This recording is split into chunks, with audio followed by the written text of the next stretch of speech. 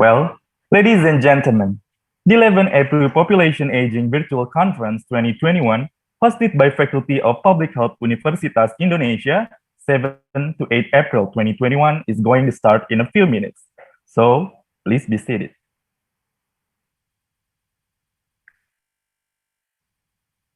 Before we start, I would like to tell you the rule of this conference, and please pay attention. First, we hope you arrive 20 minutes before the conference starts. Second, make sure your microphone is mute. You can unmute your microphone only when it is your turn to speak or required. Third, please kindly use a virtual background provided by the committee during the conference. Fourth, you can fill the attendance list with your full name and email, and make sure they are correct, because the name on the attendance list on the certificate. Fifth, please keep your camera on during this conference. Sixth, the certificate will be available on our website on April 12th, and you can use your email as a password when downloading. Well, now, according to the occupational and health and safety requirements at Universitas Indonesia, I would love to convey the safety induction of this conference. Ever since this conference has been conducted virtually from each participant's location, home, or even workspace, please make sure to keep your attention to your surroundings and the visibility of your personal computer, laptop, or mobile device. Pay attention to the ergonomic aspects and make sure your sitting position are safe during this conference. Also, pay attention to the electrical hazard, such as charger cable, electrical cable, or switch around you. Please keep your physical distance if you attend this conference together. Also, make sure you know your evacuation route of where you are. Make sure the air circulation and the lighting of your place had comply with occupational health and safety standards. Last but not least, regarding to the COVID-19 pandemic, please drink enough water and don't forget to wear masks, wash your hands, keep physical distancing, avoid crowd, and limit your mobilization. Ladies and gentlemen, for a brief moment, we would like to invite you to be seated in a proper position and voluntarily sing Indonesian national anthem, Indonesia Raya.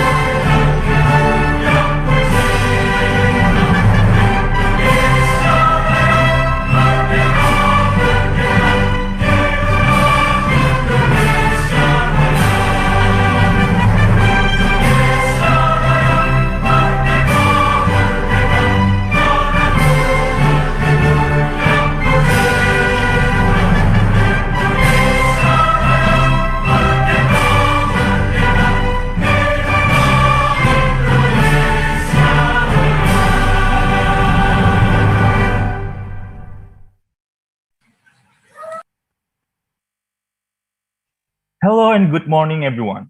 My name is Akbar, and I will be the host for the event today. On behalf of the organizing committee, we wish to extend our warm welcome and thank you to all of the participants, guests of honors, delegates, representatives, foreign and local participants to the 11th APRU Population Aging Virtual Conference 2021. Hosted in Faculty of Public Health Universitas Indonesia, it is an honor to present you this very first virtual conference with the theme Challenges and Resilience Related to Aging, Surviving and Thriving Towards Successful Aging. The conference aims to establish international scholars and academic community in pursuing successful aging and well-being, particularly for managing challenges from the changing global context of population aging. For your information, as a network of leading universities linking the Americas, Asia, and Australia, the Association of Pacific Rim Universities, or APRU, is the voice of knowledge and innovation for the Asia-Pacific Rim. We bring together thought leaders, researchers, and policymakers to exchange ideas and collaborate on effective solutions to the challenges of 21st century. It is an honor to me to introduce and welcome the distinguished guests whom virtually joining with us today. The first, we had Rector University, Universitas Indonesia, Professor Ari Kunchoro. Secretary to the University, Universitas Indonesia, Dr. Agustin Kusumayati. Acting Dean of Faculty of Public Health Universitas Indonesia, Professor Sabarina.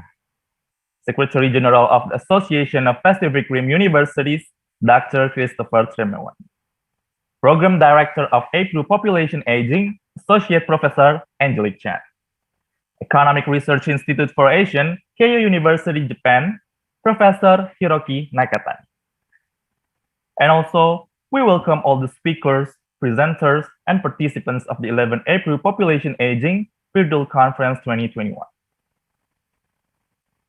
Ladies and gentlemen, we are now going to listen to the welcome speech delivered by the coordinator of Organizing Committee of the 11th APRU Population Aging 2021.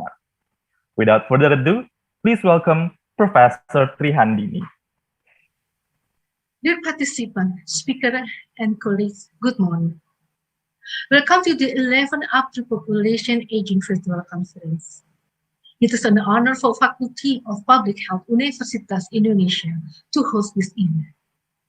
During our hard time to survive this pandemic, we are so delighted that scholars still have determination to learn and share knowledge. Bringing challenge and resilience related to aging population, surviving and thriving toward successful aging as the theme of this conference. We are trying to encourage research on a number of broad themes that not only survive with the diminished functions related to aging, but new ways to help the elderly develop and overcome limitations are associated with the transition that change the view of aging from survive to defeat. We are aware the growth of the elderly population demand improvement in many sectors, not only conducive and supportive environment, but also adequate facility and better health care, and also sustainable support system that can help the elderly independent and productive. The 11th APRU Population Aging Virtual Conference is also intended to address challenges and reap opportunities toward population aging. We offer 9 topics ranging from economic aging society, technology and healthcare for aging, dementia, Alzheimer, reproductive health in aging population, nutrition and aging, metabolic syndrome, psychosocial issues in aging, population aging in COVID-19 era, and other issues. We got 120 abstracts for oral and poster presentation. After the review process, 94 participants from 13 countries will deliver ID consisting of 46 oral presentations, 38 poster presentations in the conference. This conference will include plenary and symposium sessions, preferred paper presentation, poster, and video competitions. High appreciation in conveyed to the Universitas Indonesia, Faculty of Public Health, Universitas Indonesia, and APRU for the never-ending support toward education and research. I'm grateful to the many experts who have come to share their knowledge in this event. Lastly, we would like to thank all the conference participants for their contribution, which are the foundation of the conference. So, have a fruitful conference.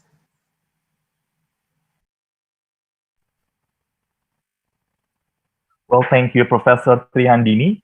Moving to the next, we are going to listen to the welcome speech delivered by the Secretary General of Association Pacific Rim Universities. Ladies and gentlemen, please welcome Dr. Christopher. Selamat pagi from Hong Kong, everybody. And terima kasih to Dr. Indang Trihandini for her kind introduction. And a special thank you to Rector Professor Ari Kulchoro for hosting this conference, the 11th APRU Population Aging Conference 2021. UI is a key member of APRU, always playing a strong role and making a positive, constructive contribution to areas of research and public policy crucial to the Asia-Pacific region, and we're most grateful.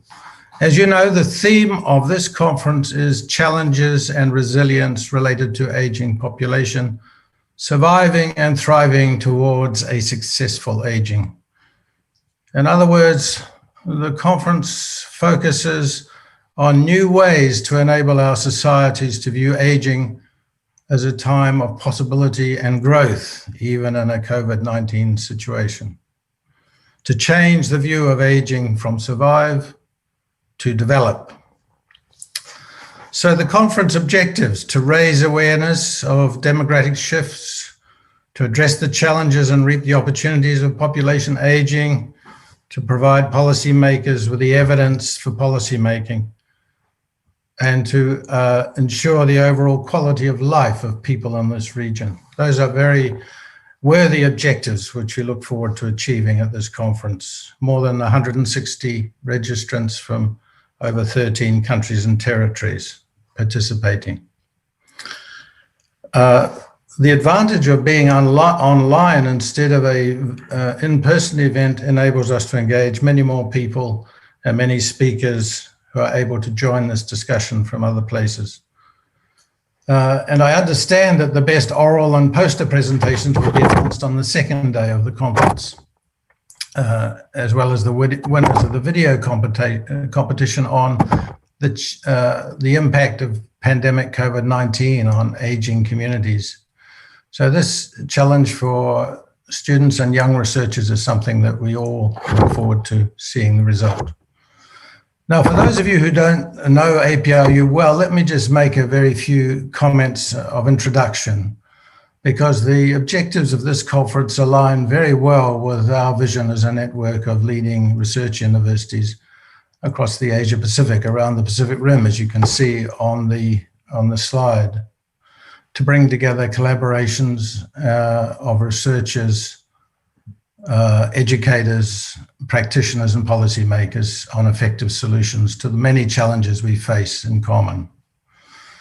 We have a network of 57 universities, and you can see them there. And of course, Universitas Indonesia is right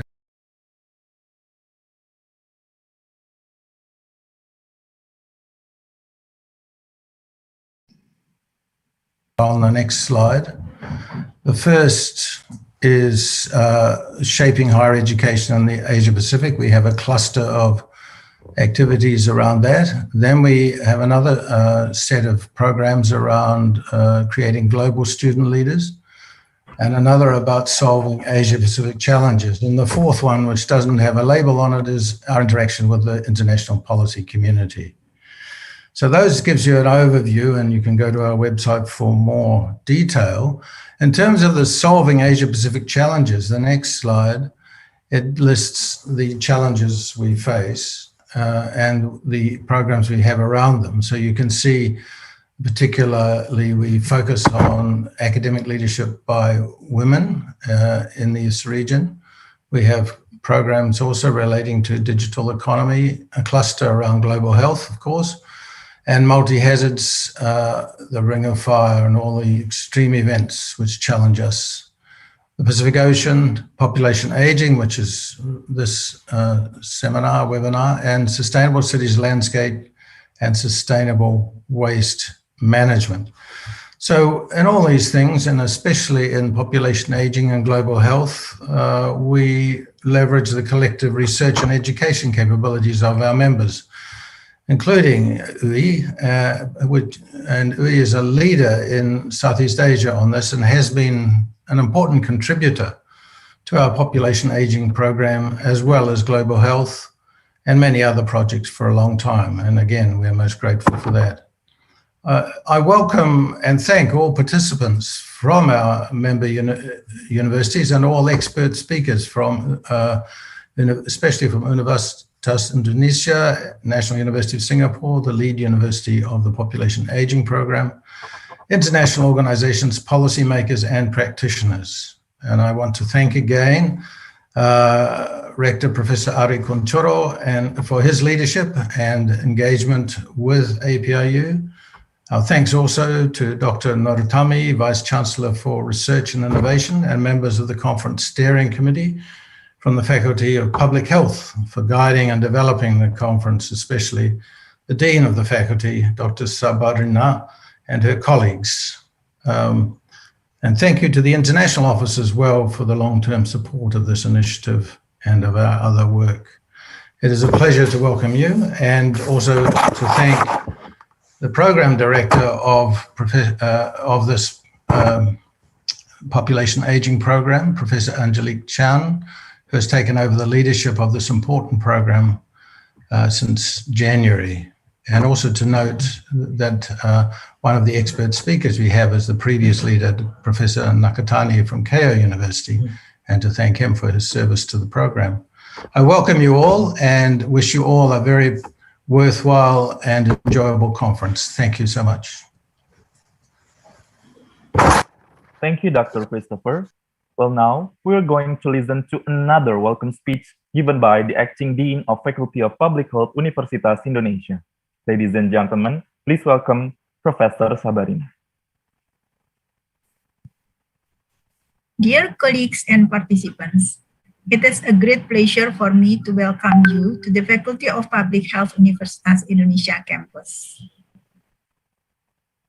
As Indonesia's leading higher education institution in public health, the Faculty of Public Health Universitas Indonesia has determined our vision to be the center of excellence for knowledge, technology, public health education, and actively involved in the development of public health profession and improvement of health status in both Indonesia and Asia. In its journey, the Faculty of Public Health Universitas Indonesia has made efforts. One of them is through research activities that produce high quality, creative, innovative, and compelling scientific works. The activities carried out aim to encourage and strengthen the development of existing science and new sciences and studies in the monodisciplinary, multidisciplinary, interdisciplinary, and transdisciplinary fields in order to answer the challenges of increasingly complex life problems. In line with this, the Faculty of Public Health Universitas Indonesia is delightful to host the 11th APRU Population Aging Virtual Conference 2021. We are aware the growth of the elderly population has stimulated the growth of the institutional and home care industry, which often creates an increasingly greater demand for providing services for the elderly who need help to maintain an independent lifestyle. It is our objectives this conference could provide a platform to engage with the government and enterprise and to support capacity building to improve the capacity of nations to deal with this aging challenge. raise awareness about the demographic shift towards older population, and provide policymakers with the evidentiary base for policymaking, ensuring aging issues and the transition to an aged society does not hamper economic growth and overall quality of life of the people in the region. We thank APRU for the trust in holding this conference, the Rector Universitas Indonesia for the best support, the committees who always show their best efforts, and of course, our valuable participants. Your outstanding contribution is highly appreciated. Have a great experience, everyone. Your knowledge, ideas, and hard work are the keys for our bright future. Thank you very much. Well, thank you, Professor Sabarina. Next, we're going to listen to the welcome speech given by the Rector of Universitas Indonesia. Ladies and gentlemen, please welcome Professor Ari Kunchoro. Assalamualaikum warahmatullahi wabarakatuh. Salam, Om Swastiastu, Namo Buddhaya. Dear colleagues, students, and participants, Universitas Indonesia warmly welcomes all participants, speakers, and our honorable guests to the 11th APRU Population Aging Virtual Conference 2021. This event, so much in accordance with the UI missions to conduct the three Dharma, education, research, and community service, that is capable to meet the national and global challenges toward Industry 4.0 or disruptive era. Universitas Indonesia itself has determined to be a world-class research university who sets its commitment to the academic invention and research activity through various scientific programs. As UI focuses on research and innovation for 2020 to 2024, the first focus on health and well-being with one of the main research areas is healthy aging. Therefore, through this conference, it is expected that there will be a collaborative research between APRU member in elderly health research. I would like to deliver high appreciation to the Dean and Committee in Faculty of Public Health who have prepared this conference well. To Dr. Christopher Tremewan, APRU Secretary General, Associate Professor Angelique Chan, the Director of APRU Population Aging Hub, for their tremendous support, and to our distinguished research person for your marvelous contribution in education and research. UI would like to nurture the students to take part as early as possible in facing current health. Assalamualaikum warahmatullahi wabarakatuh. Salam, yes, gain knowledge, build network, and develop a better world. Wassalamualaikum warahmatullahi wabarakatuh. Well, thank you, Professor Ari. Ladies and gentlemen, to start the 2 days of the 11th APRU Population Aging Virtual Conference 2021, I would like to invite Dr. Agustin as the Secretary to the University, Universitas Indonesia, representing our University Rector, which in this occasion is unfortunately unable to lively attend and officially open this conference. Well, without further ado, please welcome Dr. Agustin. Thank you, Akbar. Bismillahirrahmanirrahim. Honorable Secretary General of the Association of Pacific Rim Universities, Dr. Christopher Tremewan, and Program Director of APRU Population Aging, Professor Angelique Chan, Honorable Acting Dean of the Faculty of Public Health, Universitas Indonesia, Professor Sabarina, Honorable Chairpersons of the Steering Committee and Organizing Committee of the 11th APRU Population Aging Virtual Conference 2021, Professor Sudianto Kamso and Professor Indang Trihandini, respected speakers and resource persons from various reputable universities and organizations, my dear professors and lecturers from APRU member universities, distinguished guests and participants of the 11th APRU Population Aging Virtual Conference. A very good morning and good afternoon. Assalamualaikum warahmatullahi wabarakatuh. On behalf of Universitas Indonesia, I am very happy to welcome all of you to the 11th APRU Population Aging Virtual Conference 2021, hosted by the Faculty of Public Health, Universitas Indonesia, from our Sustainable Green Campus at Depok, West Java. We are honored to have the opportunity to host this conference, and we thank APRU for trusting us to be the host. Distinguished guests, ladies and gentlemen, last year was a very tough year for us. Until today, we still face this tough situation. In some countries, the pandemic of COVID-19 is not controlled yet, while in some others, the second or third wave of the pandemic have occurred. COVID-19 pandemic has taught us that we are living in one planet. For quite a long time, we are aware that globalization exists, and many phenomena in our life just occurred across board. Pandemic has really startled us and made us aware that we are one big community living in one connected world. The pandemic has effectively made us learn how, as human beings, we have to stick together hand in controlling the pandemic and resolving its related problems. Nowadays, cooperation and collaboration become important keywords of our collective efforts. COVID-19 pandemic affects various aspects of human life. Besides affecting social, economic, and political aspects, COVID-19 has practically modified our culture and way of life. Among various age groups, older adults and seniors are the most affected ones. Due to various comorbidities, clinical manifestations and complications of COVID-19 are more severe among aged people, resulted in higher mortality rate. Physical and social distancing, reduction of people mobility, and avoidance of crowds have caused another consequences for elderly. Fear, anxiety, worsened health status due to uncontrolled chronic diseases, mental health problems caused by loneliness are some examples that result in lower quality of life of the elderly. Honorable guests, ladies and gentlemen, during this two-day conference, we will be discussing those burning issues.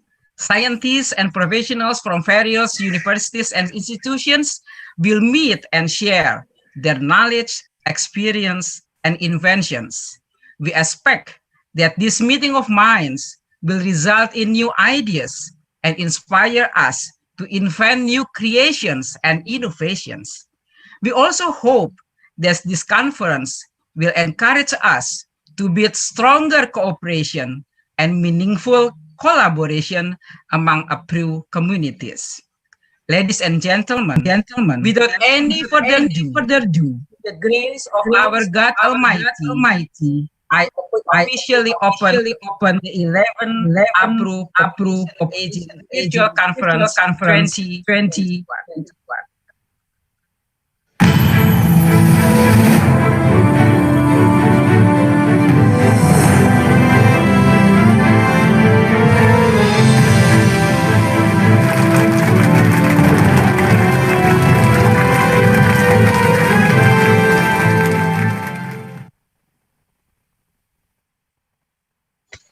I wish you a joyful and truthful sessions during the conference.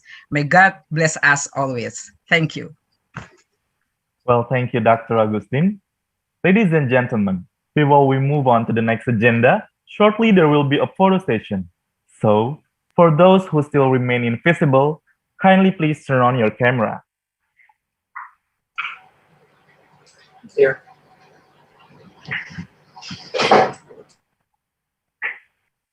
Okay, I think everybody has opened their camera. For the first slide, 1, 2, 3. The second slide, 1, 2, 3.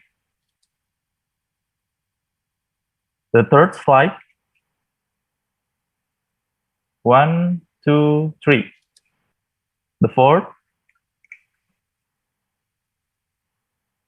1, 2, 3. Next. 1, 2, 3. Well, I think that's enough.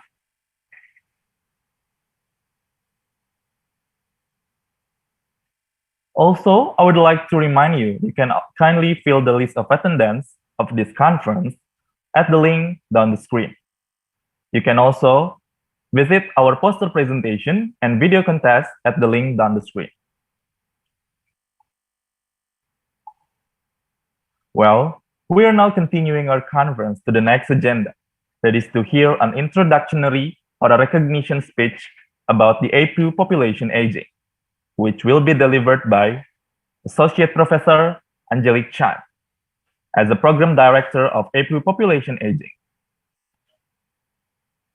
Well, Professor Angelique was an Associate Professor in the Signature Program in Health Services and Systems Research, Duke International University of Singapore, Medical School, and the Department of Sociology, National University of Singapore. She is also the inaugural Executive Director of the Center for Aging Research and Education at Duke National University of Singapore. Dr. Chan's current research examines disability transitions, mortality, and the effects of social support on health, caregiver burden, and use the long-term care services. Well, ladies and gentlemen, without further ado, please welcome Professor Angelique.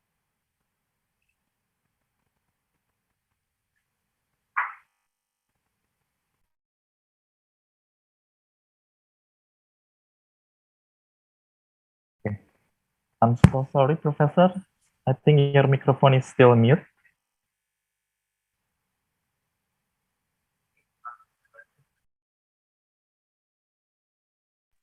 For the operator.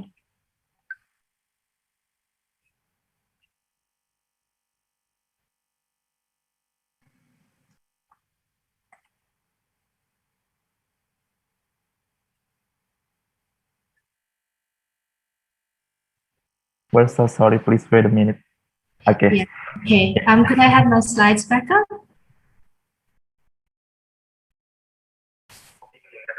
Okay.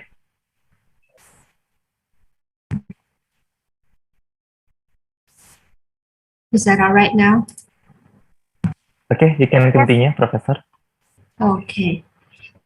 Thank you very much. As I was saying, I want to welcome all of you on behalf of the APRU Steering Committee for the Population Aging Program, the APRU Secretariat, and the National University of Singapore. It's an exciting conference that we have planned, and congratulations to the organizing committee and the scientific committee at the University of Indonesia, and to the University of Indonesia leadership for supporting this conference.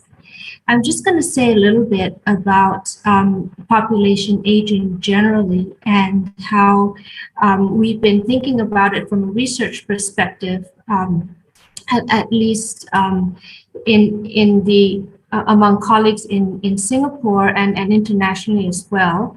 As you all know, population aging is a global phenomenon, and by 2030, most of 60% of the world's elderly will reside in Asia. Unfortunately, most Asian countries will grow old before they grow rich, and that really means that we need to think of solutions to the economic and social impacts of population aging that are effective and sustainable in the long run. I think that the APRU Population Aging Hub or program really provides a platform for the best and brightest minds to gather and work on these solutions. And in that regard, collaboration is key. I thought I would summarize what I think some of the current issues are for older persons. And this is derived from a lot of research that we've been doing on older persons in Singapore and the region. And there are four things that are really front and center in the minds of older persons. The first is there's a lot of anxiety. And there's a lot of anxiety around various issues, including financial issues, health issues, and even environmental issues, being able to move around in one's environment and being able to remain socially connected. Secondly, there are many concerns around meaning in life. And older people, for the most part, feel that as they age, there's a decrease in their sense of purpose and meaning in life. And this correlates then with a decrease in psychological well-being. And part of the issue from a sociological point of view is we haven't really defined roles for older persons.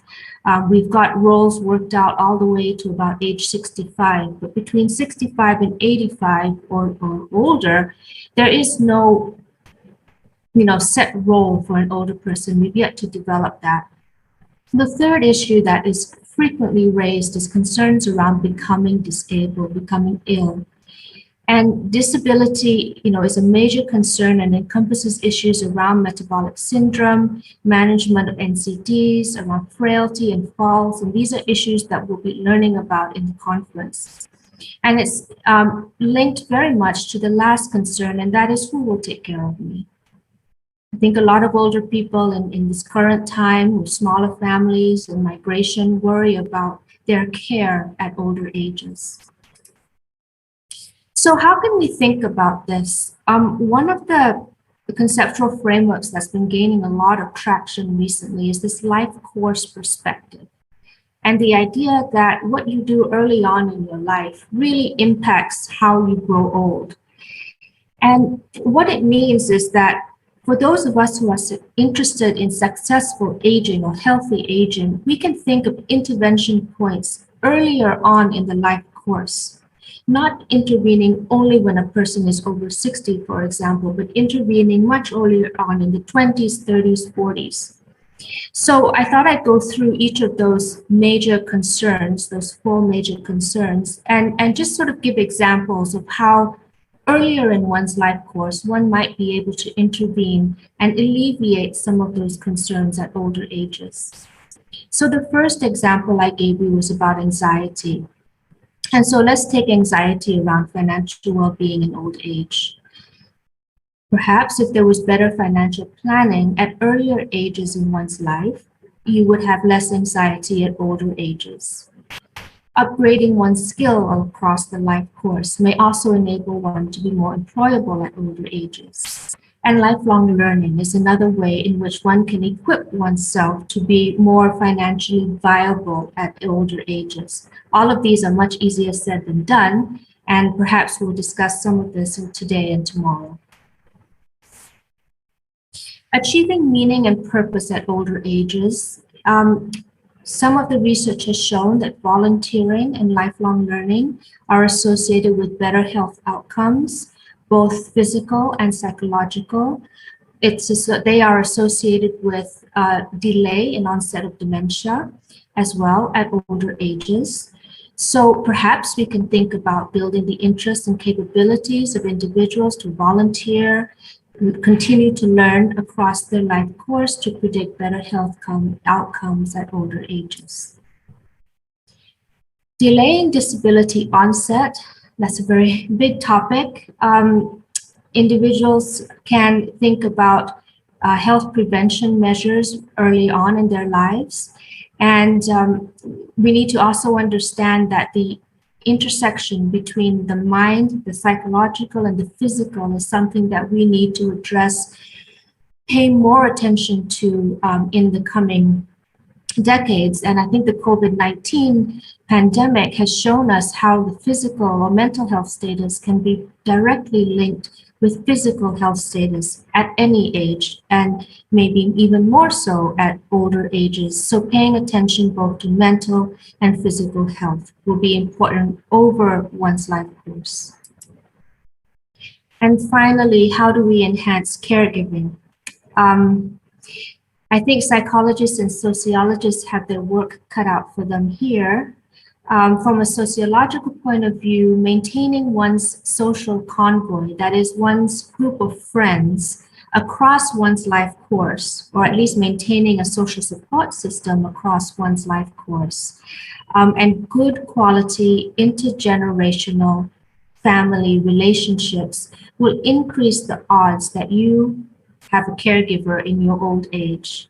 And so individuals should be aware that relationships matter across the life course, and not, for example, put all their efforts into work or climbing the corporate ladder, but ensuring that there are people around them who will care as they get older. Government can play a role. In Singapore, we are trying out programs to support caregivers, including a financial allowance every month for caregivers, to make caregiving more of a positive experience as opposed to simply a negative experience. Therefore, if we can increase the positive aspect of caregiving by providing more program and policy support, we may enhance the availability of caregivers in the future. And finally, the importance of environment and this idea of aging in place, which many of you are familiar with, I'm sure. Aging in place is something that is preferred by most older adults. A place that is familiar will ensure or enhance the probability that older adults remain integrated with their environment. They will go out to the market, they will meet friends because they are comfortable in their living environment. How do we make sure that older adults can remain in place? This is where technology may play a role in order to help services come to older adults. And nowadays we talk a lot about healthcare within communities as opposed to simply in tertiary level institutions. So how can we help? Well, the role of research is really to provide evidence for policymakers and evidence for programs to support our older persons to age well with dignity and grace. And the APRU Population Aging Hub or program really brings together this expertise. And I'm so glad that all of you are here today to help to conduct high quality research to impact population aging. We need new minds, new thinking, new generation of researchers to help us with the problems or the issues that will arise out of population aging in the next couple of decades. And the best way to learn is through collaboration. That's why I have much confidence and enthusiasm for the APRU Population Aging program to facilitate this. And thank you once again for joining us at this conference. Thank you.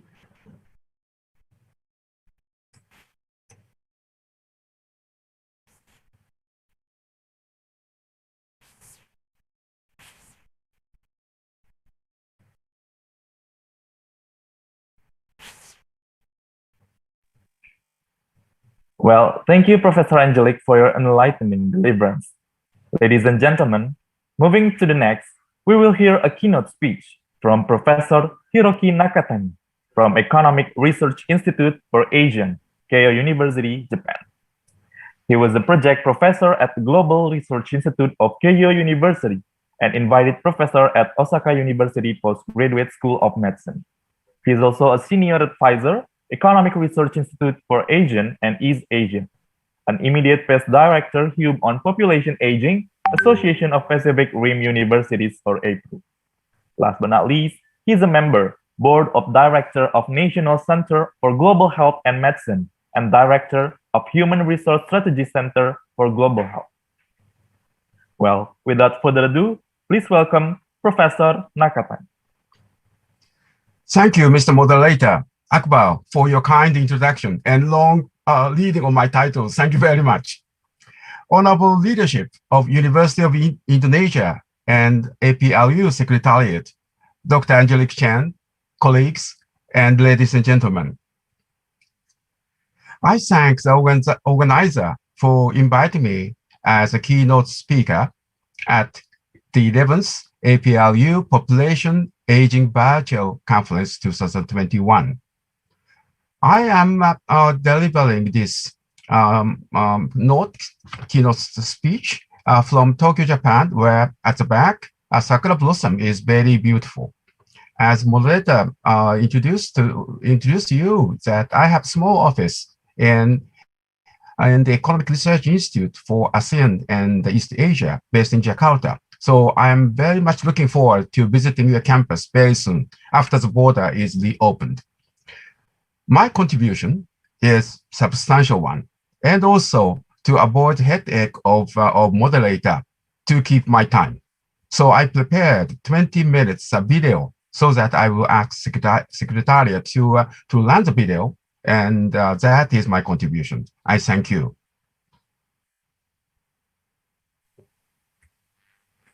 The topic given by the organizer is Aging Asia, Lesson and Possibility of Collaboration. This picture is Mr. Miyazaki. He is happy to be recorded as Guinness World Record as 100-meter run at his age of 105. This picture symbolizes active super aging society. Now we are facing two tsunamis, Corona tsunami and Silver tsunami. The first ship, that Japan, is trying to overcome the first big wave, and second ship is observing whether the first ship is successful or not. That is situation in Asia. Today's topic, I have 3 points to discuss with you. One is population aging, global trends in Asia. Second, Japan as a social research lab for preparing super aging society. The third point is way forward. That is, these are 3 points. First, global trend in Asia. World in general is getting healthier and wealthier. That is our great achievement, particularly in the 21st century. Massive investment has been donated to global health, particularly in child health, maternal health, and 3 major infections such as HIV, tuberculosis, and malaria. These enabled reduction in child mortality and better control of HIV/AIDS, tuberculosis, and malaria. These are in principle a disease of children and young adults. That is a report published by American CDC under the title of 10 Great Public Health Achievements Worldwide. So the population are getting older because of health of young population is significantly improved. That is a major impact on life expectancy. So let's look at the population aging. By the way, population aged population or senior citizens in UN standard is aged over 60s. So this slide shows that the countries where more than 30% of population is over 60s is very dark color. So in 2015, only one country where more than 30% of population are older than 60 was Japan. Let's see 20. Germany and Italy joined, and the countries are getting darker and darker. In 30s, many European countries are a barely older person's country. 35, Thailand joined. And 40, China and Republic of Korea joined. And 45, 50s, that is middle of 21st century. I understand that many of today's audience are university postgraduate students. So when you become a very active or core member of society, that is 30 years ago, 30 years later, that is 2050, middle of 21st century. This is a world where you are supposed to work very hard.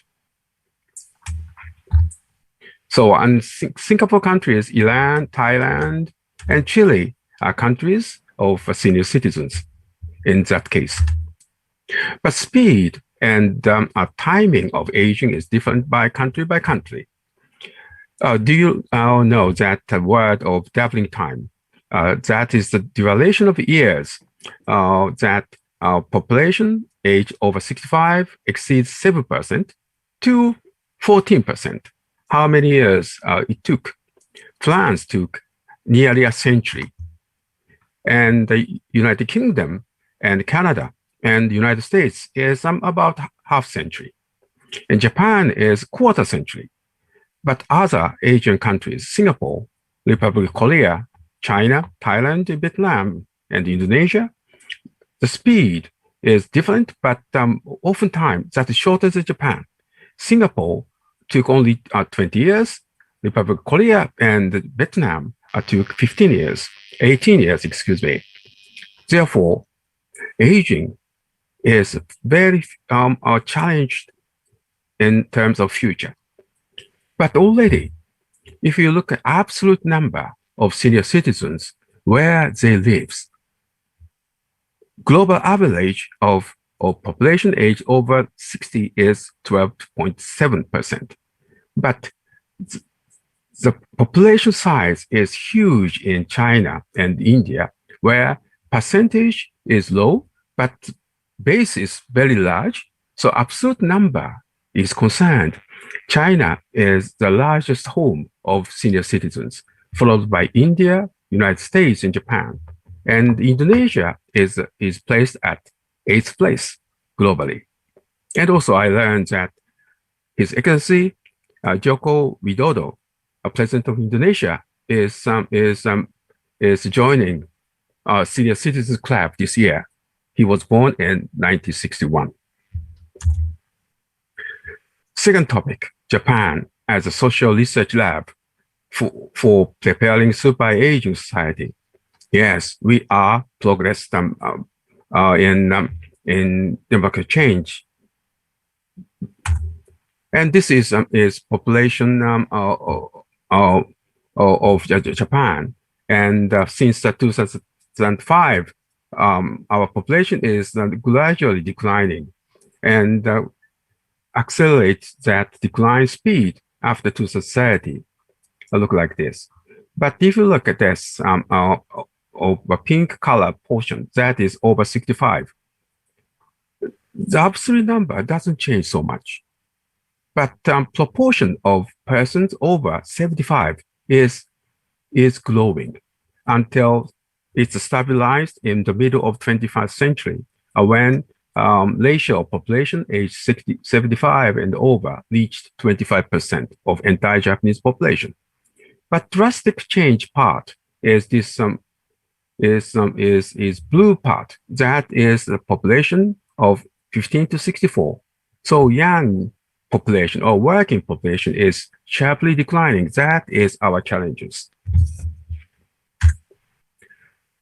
So population aging and fertility rate decline are something like a chicken and egg relations. Senior citizens doesn't have children. And then that is a further declining birth rate, right? And also birth rate decline has implication, or I think consequences of young people's decline. Okay, so Japan's fertility rate has been quite low for many years, but in many countries, population or fertility rate is declining very sharply and quickly. In particularly 4 countries which has lower fertility rates than Japan. 4 countries and regions or areas are concerned, that is Republic of Korea, Hong Kong, Taiwan, and Singapore. This is our jet coaster chart of Japanese population from 800 to 22nd century. So when Japan entered 20th century, population is 45 million. That is peaked in 2004 at 128 million, and then returning to 47 million. That is jet coaster, isn't it? But many social security system was designed and developed in the middle of 20th century. So, and when population is growing, economy was growing. But now a paradigm has been changed. So that required us to have many policy changes. That let me look at this. This upper graph is Japanese population rate of over 65 years of old. That is gradually growing like this. And Singapore and Republic Korea's pattern is following like this. And this is Thailand and China. So the population is aging in all countries.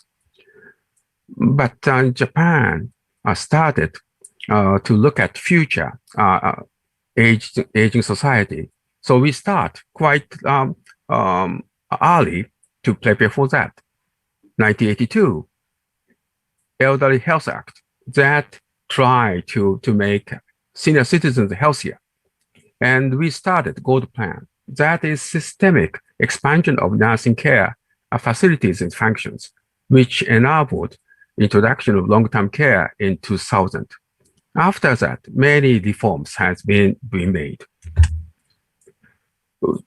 Because we are observing many things which require change to prepare for super active aging society with low birth rate. First, healthcare. First, we was very much thrilled or challenged by healthcare financing, how to control healthcare care financing.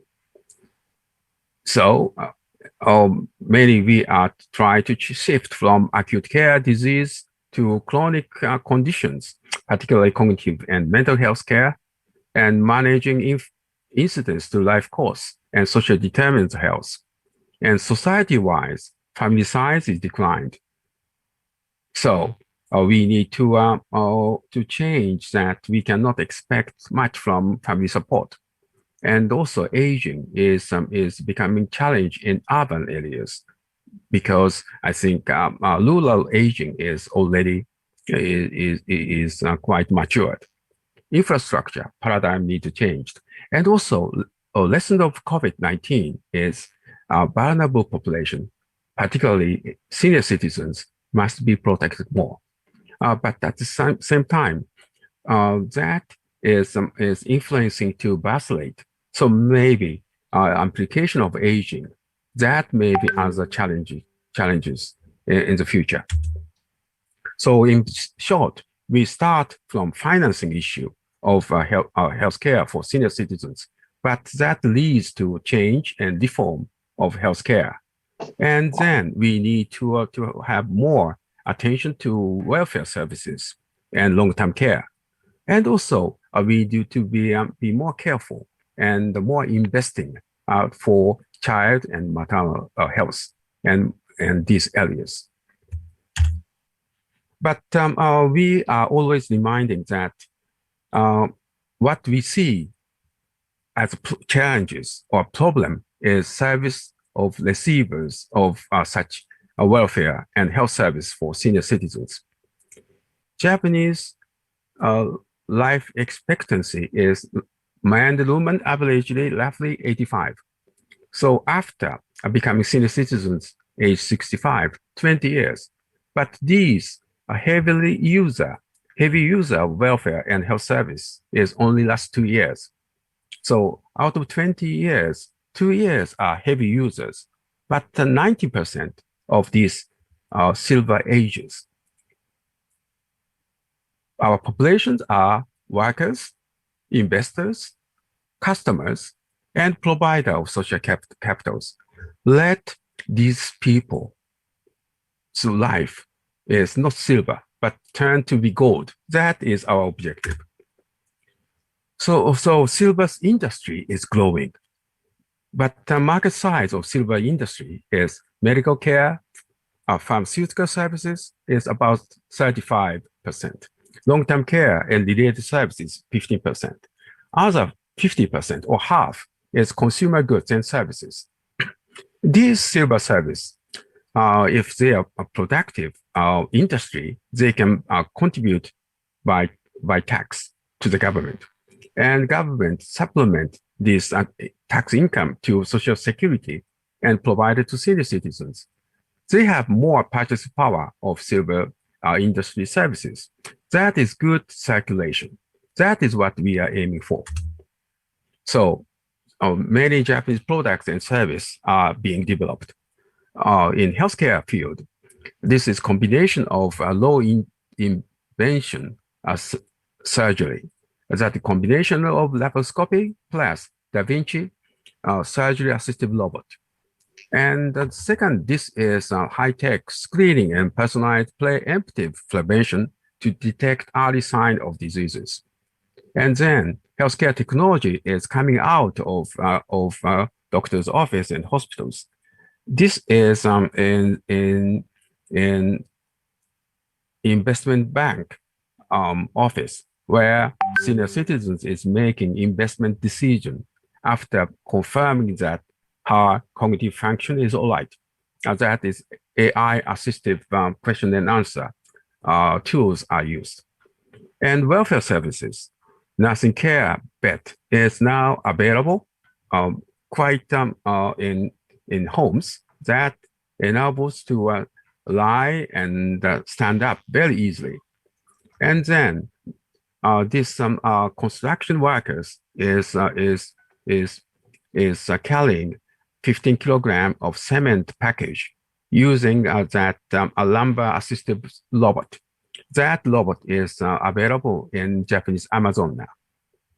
And to make sure safe driving of senior drivers, no blind spot sensor is equipped in many cars in Japan. That reduced drastically fatal accidents.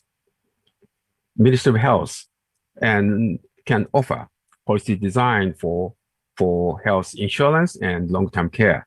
So that is what we can offer. The last point is way forward. WHO adopted resolution of Decade of Healthy Aging. That was World Health Assembly in August 2020. That was endorsed by UN General Assembly by the resolution of United Nations Decade of Healthy Aging 2021-2030. WHO immediately published Decade of Healthy Aging baseline report, and the Western Pacific Regional Office of WHO is immediately disclosed regional action plan.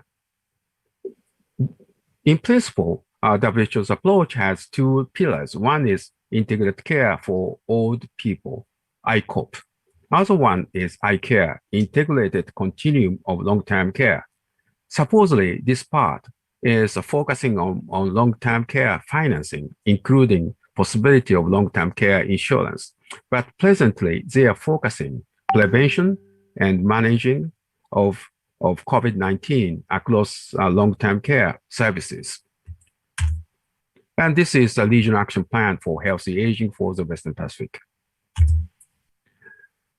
ASEAN is moving also to expand their activities in health and aging areas. And that is Economic Communities Blueprint 2025. So in principle, vitalize health industry and norm standard setting for quality and also healthcare financing. That is 3 areas of priority of ASEAN countries. In Japan, as much advanced in population aging, so we are proposing Asia Health and Wellbeing initiatives for our mutual framework of collaboration. Medical and elderly care is at top of the iceberg, and underneath there's many related services. This requires collaboration and innovation. APRU universities has unique opportunities and responsibilities to meet the challenge of society of aging. And this is 2 slide pictures which Japanese APRU member university have done in recent years. Under bottom slide picture is Osaka University hosted Global Health Hub annual conference in 2015. And this is Keio hosted APRU Population Aging Hub in 2019 annual conference. I thank you very much Terima kasih. Thank you very much. That concludes my keynote speech. Thank you. Well, thank you, Professor Nakatani, for your enlightening keynote speech. Well, ladies and gentlemen, before we move on, I'd love to remind you that you can access our poster presentation and video contest on the link on the screen. You can also fill the list of attendance of this conference at the link on the screen.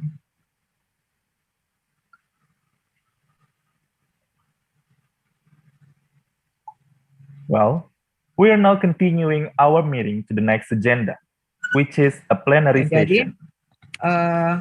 Kalau untuk yang With di the topic, Skandinavia itu sebenarnya adalah mereka lebih mengarah kepada perancangan.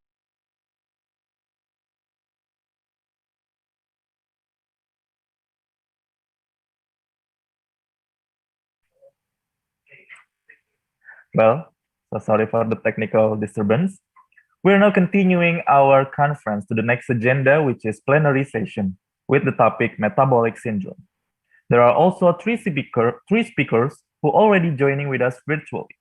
The first, we have Professor Sugianto Kamso from Faculty of Public Health Universitas Indonesia. And then there are Dr. Hasbullah Tabrani from Indonesian National Health Insurance, and also Dr. Nafsia Mboy from Institute of Health Metric, who also our former Minister of Health. This session will be moderated by Professor Ratna Juwita. Well, Professor Ratna was an expert in epidemiology of infectious and non-communicable diseases and nutritional epidemiology. She's also a chairman of Ethical and Research Committee of Faculty of Public Health Universitas Indonesia. Well, without further ado, Prof. Ratna, the session is yours.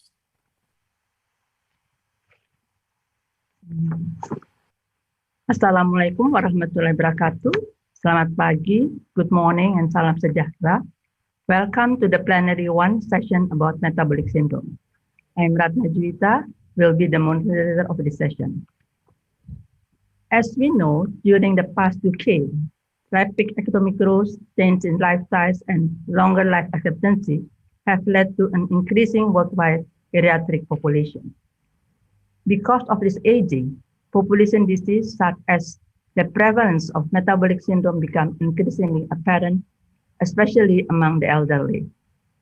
The main factors of metabolic syndrome are related to the increased risk of cardiovascular disease as well as the mortality among the elderly. The higher the prevalence of metabolic syndrome, the higher the possibility of catastrophic disease occurred, and it will impact the cost of healthcare in terms of financing the health facility, and health services. Therefore, we have to know two aspects of metabolic syndrome. The first, how to prevent metabolic syndrome by knowing the determinant risk factor of metabolic syndrome. And the second aspect is what are the implications of metabolic syndrome as a catastrophic illness, especially the financing implication. Today, we are fortunate to have three distinguished prominent speakers who will discuss the current issue and the condition of the metabolic syndrome. The first speaker will be Professor Sugianto Kamso. He is a professor of Faculty of Public Health, University of Indonesia, expert in elderly health and non-communicable disease, tuberculosis, and multivariable analysis. He is also chair of the expert committee of TB and member of Ethical and Research Committee of Faculty of Public Health, University of Indonesia. He will present about the metabolic syndrome in Indonesia in public health perspective. The second speaker will be Dr. Nafsia Mboy. She is one of the former Ministry of Health. She is also a visiting professor of tropical medicine at the University of Oxford, chair of the board of the Global Fund to Fight AIDS, TB, and Malaria, and secretary of the National AIDS Commission from 2006 to 2012. She will present about the metabolic syndrome, a challenge to clinical and public health. The third speaker is Professor Hasbullah Tabrani. Actually, he is the professor from the Faculty of Public Health, but now he is working in the Indonesian National Health Insurance. He is also a chief of party at USAID Health Financing Activity for 2019 to 24 to ensure sustainable health financing in Indonesia with the Think Well Global and Senior Policy Advisor in Think Well Global. He will present about aging and the need for the national health insurance. I think we will start now for the first speaker to present about the metabolic syndrome. I think Prof. Sudetna Kamto, the time is yours now.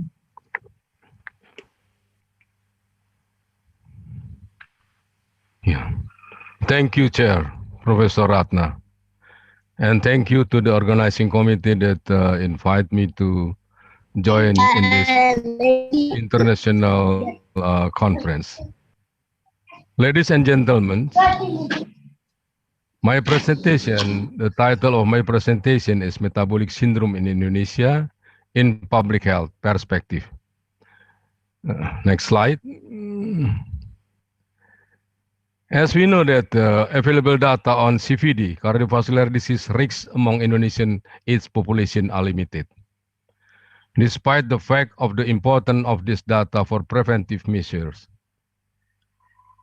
So, identification of CVD risks or their determinant and their interplays is crucial for successful preventive interventions. Yeah. Next slide. As we know that Indonesia has a population of 270 million and over 10% of the population is elderly. Cardiovascular disease is responsible for 37% of death in Indonesia. Stroke is the leading cause, followed by coronary heart disease and diabetes. It is therefore timely to have better understanding on the determinant of metabolic syndrome and the risks become CVD in elderly with metabolic syndrome. Next. What is metabolic syndrome? Metabolic syndrome is a combination of increased waist circumference, elevated triglyceride, low HDL cholesterol, hypertension, and impaired fasting glucose. Next. The diagnosis of metabolic syndrome based on the presence of 3 or more of the following risk factors from the National Cholesterol Education Program for the adult treatment program 3 criteria modified for Asian. This is should be present of 3 or more of the following risk factor: increased waist circumference, more than 90 centimeters for men, and more than 80 centimeters for women. Elevated triglyceride, equal or more than 150 milligram per deciliter. Low HDL cholesterol, less than 40 milligram per deciliter in men and less than 50 milligram per deciliter in women. And hypertension, equal or more than 130 for systolic and equal or more than 85 millimeter Hg, and glucose intolerance, equal or more than 110 milligram per deciliter. Next. What is the primary purpose for diagnosing metabolic syndrome? Why we have to deal with this metabolic syndrome? The first is that to identify individuals who are at high long-term risk of suffering cardiovascular disease and type 2 diabetes. And the second is to identify individuals who need improved lifestyle management, psychosocial and pharmacological therapies to reduce this risk. And what are the contributing causes of this metabolic syndrome? According to several reference books, they are the contributing causes, or sometimes we call it as independent factor, is physical inactivity, obesity, high blood cholesterol, advancing age, endocrine dysfunction, genetic factor, and psychosocial stress. Next. So what is the prevalence of metabolic syndrome? In China, the prevalence of metabolic syndrome is around 34%. In Malaysia, elderly, prevalence metabolic syndrome around 27.5%. So what is the prevalence of metabolic syndrome in Indonesia? Next. Using Riskesdas or riset kesehatan dasar, basic health research data from the year of 2013 done by Litbangkes, Center of Health Research and Development, Minister of Health, Republic of Indonesia. Study was conducted as follows. A cross-sectional study was undertaken in 33 provinces in urban Indonesia. Using systematic random sampling, 15% urban area were selected for this study. Next. Total respondents were 5,787 elderly, aged 60 years and older. Data were collected through anthropometric measurements, blood pressure measurement, and blood glucose analysis. While there is questionnaire for lifestyle, smoking, alcohol intake, and physical activity assessment. Next. The result of this study, of this analysis, the prevalence of metabolic syndrome described as presence of 3 or more of the 5 components from the NCEP ATP3 criteria modified for ASEAN. In Indonesia, the prevalence in the Indonesian elderly for metabolic syndrome is 27.7%, while in women is 36.5%, and that is higher than in men, that is 18.7%. As we know that there is 5 components, and this will be 3 or more. So the combination is around 10. And the most common combination in this metabolic syndrome in Indonesia is combination of hypertension, low LCL cholesterol, and elevated triglyceride. That is reached 11.2%, and this is 11.2% from 27.7. So the others around 18% is coming from other combination. Next slide. So, what is determinant of metabolic syndrome in the Indonesian elderly? Next slide.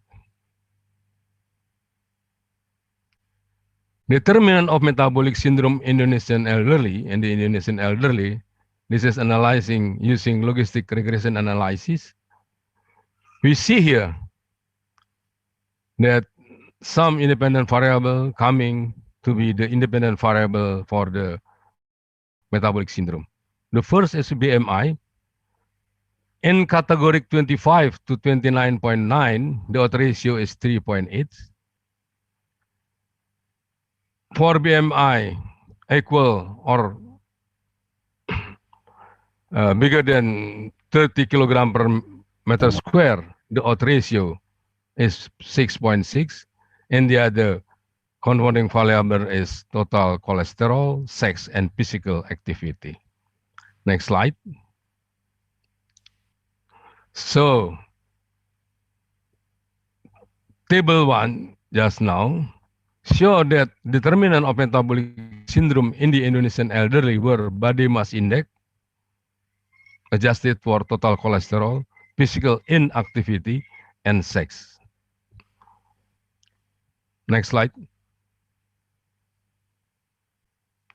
And how about the risks of having type 2 diabetes mellitus and hypertension of elderly with metabolic syndrome? Next slide. We analyze risks of having diabetes mellitus in the Indonesian elderly, also with logistic regression analysis. Here come two independent variables for the diabetes mellitus. The risk of having diabetes mellitus in elderly with metabolic syndrome is 3.6 higher than those who are not with metabolic syndrome, with the confounding variable as physical activity. Next slide. So table 2 show that metabolic syndrome has been shown to be significantly increase the risk of type 2 diabetes with odds ratio 3.6 adjusted for physical inactivity. Next slide. And how about the risk of having hypertension in Indonesian elderly with metabolic syndrome? Here we see that metabolic syndrome has odds ratio 2.4, and the other is BMI from 25 to 29.9 kilogram per meter square, 1.3, and then BMI more than 30 kilogram is 1.5, and the others is sex and physical activity. Next slide. So table 3 shows that metabolic syndrome has been shown to be significantly increase the risk of hypertension with odds ratio 2.4 adjusted for body mass index, physical inactivity, and sex. Next slide. Now we come to the discussion of this analysis. The prevalence of metabolic syndrome found in the study is different compared. Oh, sorry.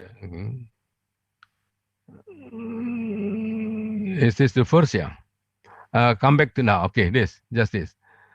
The prevalence of metabolic syndrome found in this study is different compared to other studies conducted in other Asian countries. Most likely because different criterion in diagnosing metabolic syndrome.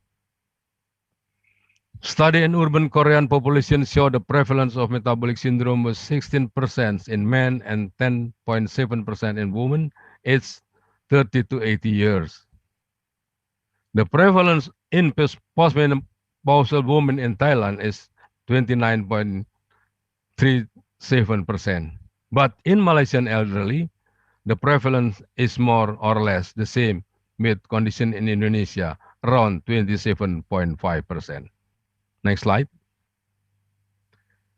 In many studies, while observing various determinants of metabolic syndrome in the elderly population, questions which often arise are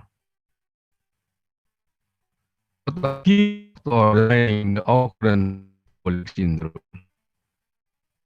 Next slide. Next slide. One of the most easily recognized consequences of overnutrition is obesity, which is a risk factor for other diseases such as non-insulin dependent diabetes mellitus, cardiovascular disease, and hypertension. These studies show that body mass index was determinant of metabolic syndrome. Next slide. The risk of having metabolic syndrome is 3.8 times at BMI 25 to 29.9 kilometer per meter square, and 6.6 times at BMI equal or higher than 30 kilogram per meter square respectively, compared to normal BMI adjusted for total cholesterol, sex, and physical activity. Next slide. The risk of having type 2 diabetes mellitus 3.6 higher and hypertension 2.4 times higher respectively in elderly with metabolic syndrome compared to those without metabolic syndrome. The prevalence of type 2 diabetes mellitus and hypertension has risen recently, and affected patients use more healthcare resources and face higher morbidity and mortality, resulting in increasing economic burden. Patients with the metabolic syndrome have been shown to have greater drug expenditures and more frequent hospitalization. Next slide.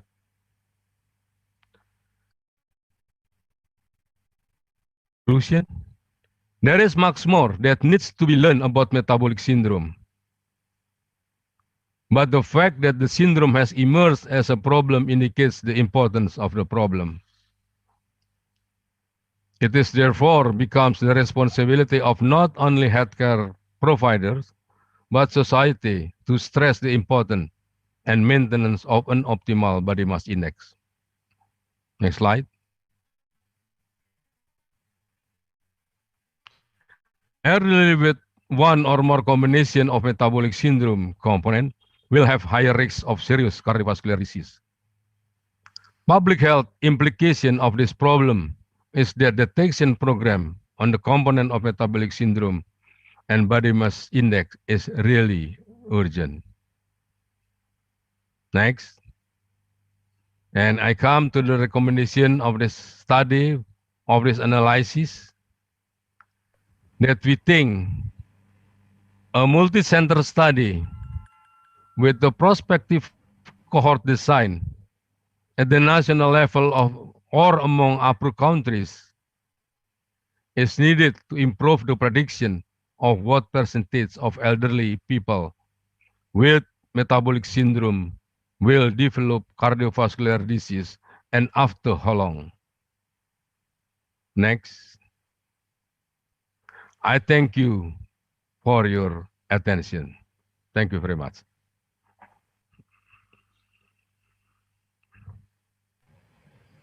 Thank you, Prof. Sudan, for the comprehensive about metabolic syndrome in Indonesia. We now continue for the second speaker, Dr. Nafsia Mbo. Now it's your turn to present.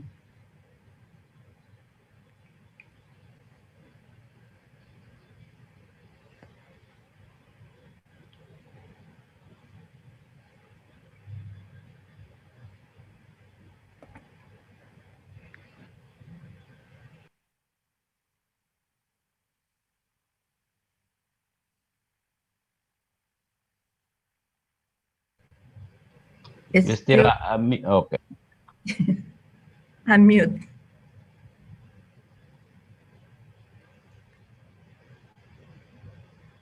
Unmute. I cannot unmute myself. Can you hear me now? Yeah, we can hear you now. Okay. Thank you. 50 years ago, when I was a young pediatrician, the top challenge in public health then was child survival. Our main concern was to save the life of every child born. National and global discourse was centered on what to do to reduce maternal and child mortality. I remember asking in several meetings, child survival for what? Do we save the newborn child just to grow up in poverty, malnutrition, illiteracy, and worse? Fortunately, global consensus grew that we could and must do better for our children by using a comprehensive, holistic development model. And the concern became child survival and development.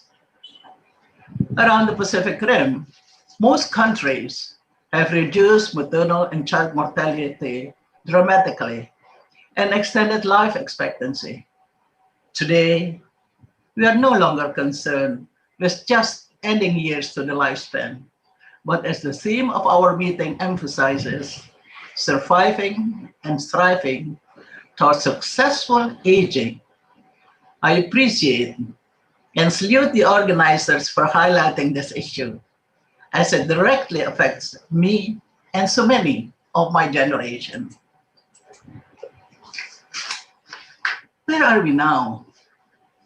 A summary of the Global Burden of Disease Study 2019 stated that disability, rather than early death, has become an increasingly large share of the global disease burden. Disability has risen from 21% of total burden in 1990 to 34% in 2019.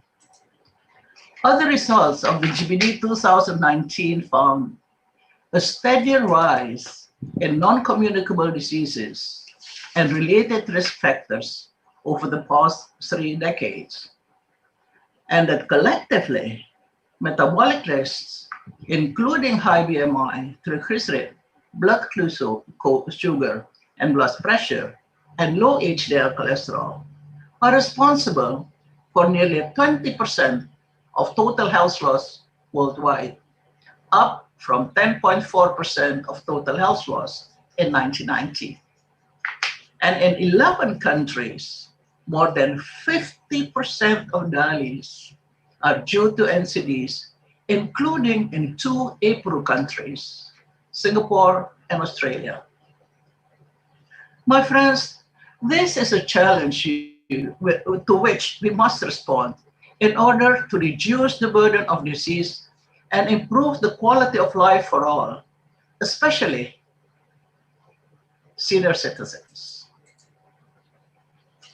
This table shows us life expectancy, health-adjusted life expectancy, and the difference between the two in years for the global population as a whole and 7 Pacific Rim countries. The figure of healthy life expectancy is created by subtracting the years lived in ill health and disability from the full lifespan. The 7 Pacific Rim countries in our table have all successfully extended life expectancy of their people to more than 70 years. However, unfortunately, there is a gap between life expectancy and healthy life expectancy, which means people in these 7 countries have been living from 8.9 to 13.5 years of their lives in ill health or disability. And as women generally live longer than men, they also often live more years in disability and ill health, unless they have early access to effective services for prevention, treatment, and care. I know from personal experience with several of the components that make up the metabolic syndrome that indeed they are major contributors to the ill health and disability of the elderly. Now let's turn our attention to the metabolic syndrome. What is the metabolic syndrome? This seems like a straightforward question, but even a cursory glance at literature makes it clear that is not the case. Met syndrome seems to be a condition that many older people have. It is widespread as pimples and a common cold, but no one knows very much about it, including me. What's more, in fact, not all doctors even agree that Met syndrome should be viewed as a distinct entity. I recently went to the WHO website to see what guidance they had to give related to Met syndrome. And to my surprise, the answer to my search was no results for metabolic syndrome. Nonetheless, in recent years, there appears to be some agreement that the metabolic syndrome is a major and escalating challenge to clinical and public health worldwide as a result of urbanization, surplus energy intake, increasing obesity, and sedentary life habit. I found several definitions for Met syndrome, but the most commonly cited was the one cited by Professor Suyanto, which is the definition that comes from NCEP, Adult Treatment Panel, which was revised in 2005, which described metabolic syndrome as the presence of 3 or more of the following risk determinants: abdominal obesity, high plasma triglyceride, low HDL cholesterol, high blood pressure, and high fasting plasma glucose. Met syndrome is not just a condition of the elderly, Several researchers have identified some components in children as well as young adults. This framework, next slide.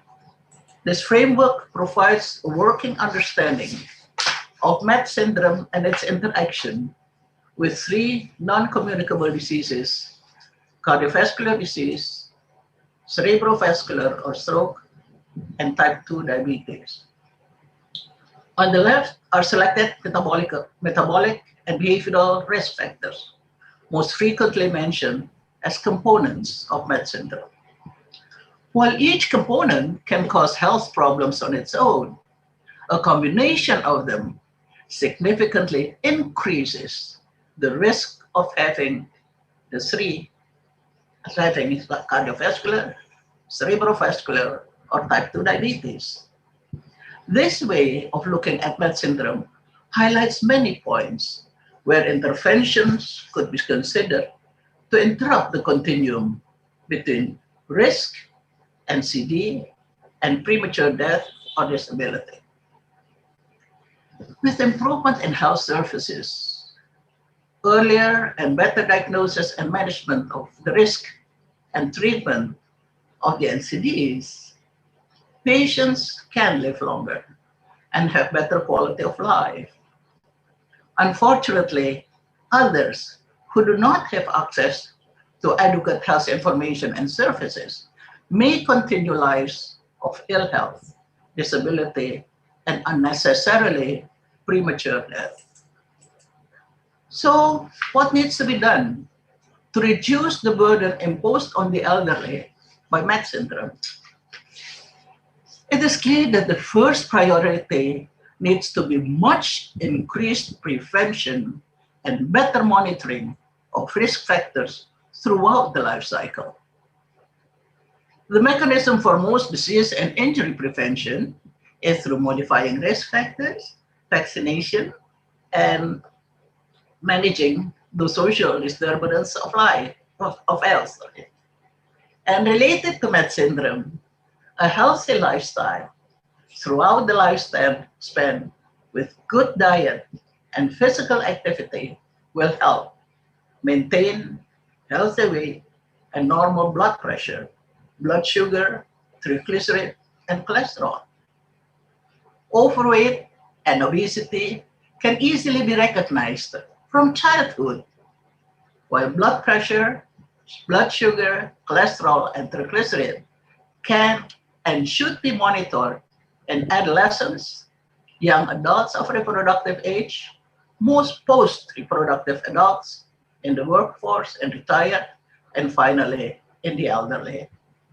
This would make possible the start of preventive measures early on, not waiting for the disabilities of later years. For treatment, so far in the literature I have reviewed, I have not found a single reference to syndromic treatment for this condition, which ironically we refer to as metabolic syndrome. Management of Met syndrome is discussed in the context of treatment for individual risk factors and symptoms. For example, lifestyle modification in order to lose excess weight, with improved diet and more physical activity. Pharmacological treatment to lower blood pressure, cholesterol, triglyceride, and blood glucose. Specialistic treatment for CVD, stroke, and type 2 diabetes, which is usually long-term, very expensive, and needs special equipment and care. Before moving to my recommendations related to Met syndrome, in the interest of full disclosure, I want to confess that unknowingly that I have special interest in the topic. Unknowingly, I have been a Met syndrome patient for more than 10 years, but the doctors never mentioned Met syndrome.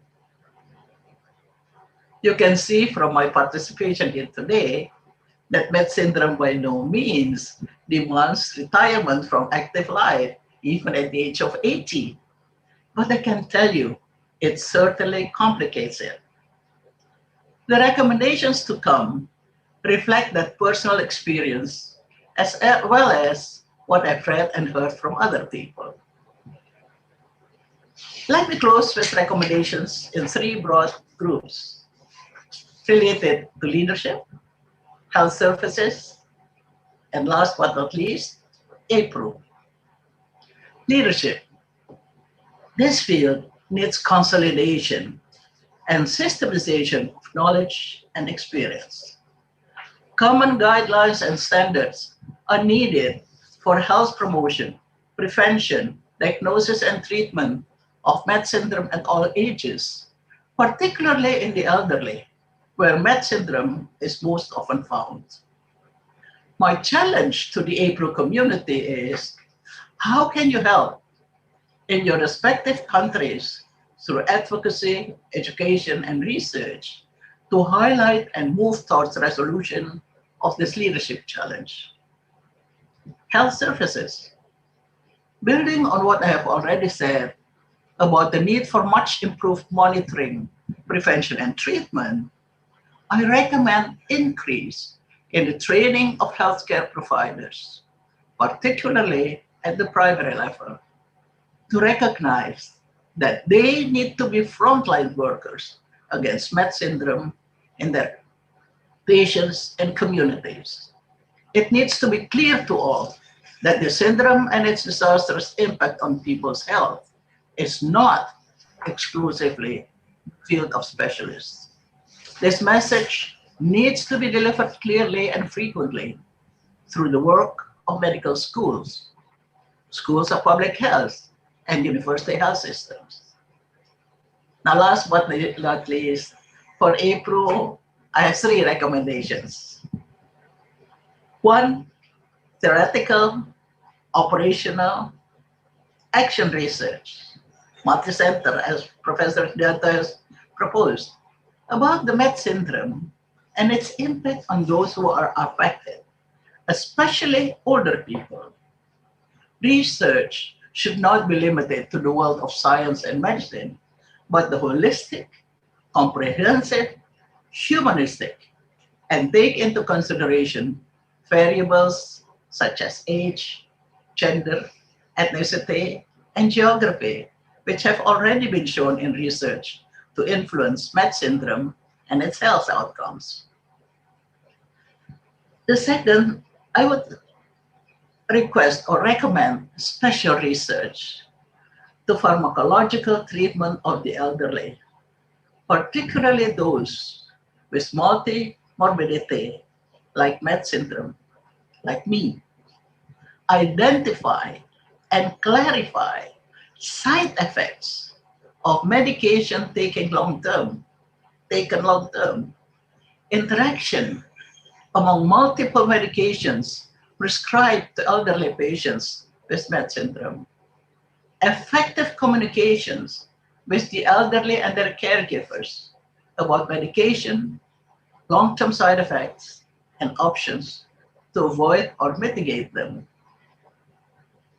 And the third recommendation to APRU is to organize a special APRU program to share best practice on effective prevention and management of Met syndrome related to illness and disability, especially in the process of aging.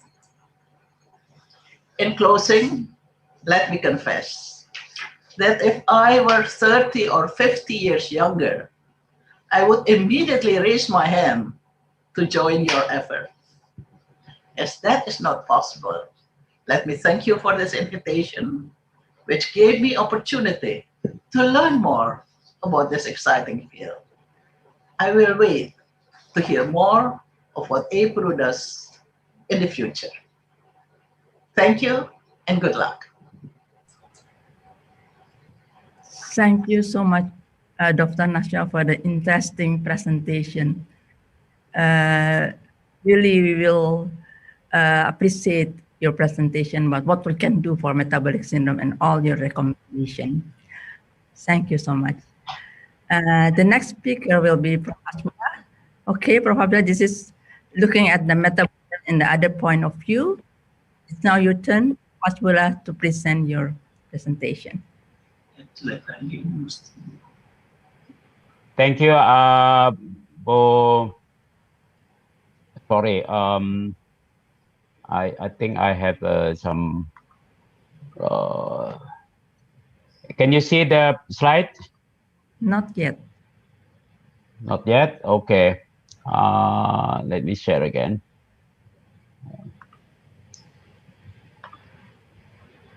Yeah, I hope you can see now. Yeah. Yeah. Thank you very much for inviting me to give some ideas, thinking on this aging. I wrote this, the title with aging and the need for national health insurance. I don't talk about national health insurance in Indonesia. I think for our colleagues in these regions, it's more general information may be better. Thank you, Professor Sudianto and Ibu Naf, to introduce the one that finally end in this need for financial protection. I start with trying to ask ourselves that we know that we expect to be old.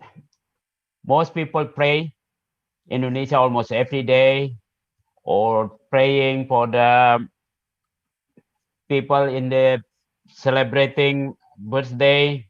Hope you get long life, something like that. Yes, I think now God accept it. We struggle to have it. Yeah. But most people do not prepare for the aging life. As introduced in the medical metabolic syndrome, that's part of the certainty in aging. But there are a lot of uncertainty, which is how do we meet our healthcare needs? How do we overcome a lot of uncertainty during our old age life? That's part of the important social entrepreneur that all countries must develop, especially in this transition period. Aging produce a big gap individually on higher needs, especially for healthcare, for long-term care, and the ability of individual to fulfill their needs in terms of financial preparedness, in terms of caregivers, adequacy, and supply side. A lot of issues that are facing by elderly people in this region. This is the hypothetical distribution of risk and ability to fulfill the needs of a changing need, especially in health risk when we get older. This is applied for everybody. So basically, when we get older, we have higher risk of healthcare needs. Yeah. Yet we pray to be having lifelong, but often we forgot, as Ibu Naf saying, healthy life expectancy. We have to invest since the beginning to get life expectancy. However, not everybody can be free from financial burden when disease coming at the point where they have lower income. The red curve is representing income individual. So we have higher income at the early age, productive age, but when you're getting older, our income decrease, but our health risk increase. What the solution for that? A lot of people thinking of health insurance to overcome this gap. But there are two different health insurance. One, what we call it social health insurance, which is basically covered from the cradle to the grave, from early human life to the end of human life. But there are also commercial health insurance, which are not possible to cover the whole span of our life. Commercial insurance focus, or private health insurance focus on this area where we are having high income and relatively low risk. This is what many people might not aware of, and therefore often we have in Indonesia, in many other countries also discussing about this way. The private health insurance normally charge people with the so-called premium, what we call it, based on risk. So when we have higher risk, we pay higher premium or contribution. While social health insurance concept based on the cross subsidy between the young to the old, charging the contribution based on income. So that's the distinguish. So how do we prepare for our elderly as the whole? That is important element and important issue in these regions. We know WHO in the website showing that this last year we have, or this period, we have high increase of the elderly people. As previous speaker mentioning, the risk of having various non-communicable disease, my elderly is increasing, and therefore we have to prepare. We are entering a new era where elderly populations increase. For the first time last year, the elderly population surpassed the children population. Ibu Nafsia just mentioning the changing situation when Ibu Naf in a medical school 50 years ago and now. So this is a very challenging situation in this region. We also have to be aware that 80% of those elderly are living in low and middle income countries. And preparation for that, for the growing elderly, is important. Most countries with higher income has a higher correlation with the higher proportion of elderly. That's because the behavior change, infrastructure of healthcare, and other issues. So Indonesia is still in a very low stage. This is the 2015 data, and the light brown in the 2030. So all countries increasing number of the population in this area. Yeah. Welcome to the globe, to the home of the elderly. If we look at the distribution of the elderly in the many regions, so this is the number of elderly in 2030s in Asia Pacific regions. What is it? Is it a blessing because we pray a lot? We have we work hardly to extend our life expectancy. We provide very good public health program. We have been successful in providing all these public health services and medical services, but we are having higher risk. Is it a risk for us, or is it a market for us? Depend on our perspective. It can be a big market for us, right? So let's have some studies later on. What can we do? Certainly in the healthcare, there are dilemma. Unlike other sector, we can save money, we can prepare good house, we can prepare a vehicle for our elderly life, but we cannot save our health as we save money, put it in a bank, and then later on we consume when we need. We can delay aging by doing healthy behavior, but in the end, we will face the disability. Ibu Naf just showing the greatest burden of disability. We have also big burden in Indonesia on this disability. And we cannot request also or borrow healthy life from our children, our friends, for our elderly life. We have to prepare. But individually cannot tackle that. So society must work together to prepare that. Studies by Asia Pacific Risk Group showing that within 15 years, we are now entering the 6 years, the estimated need for healthcare for elderly costs about $200 trillion in this Asia Pacific. Huge money needed. How much do we prepare for now? Yes, elderly is a bless in one hand, and there is also a risk on the other hand. We have a demographic risk, we have corporate risk, because then we have to prepare something for our growing elderly population, labor force, yeah, financial, fiscal risk, pension, social security need, as mentioned before. But our focus in the health and long-term care risk.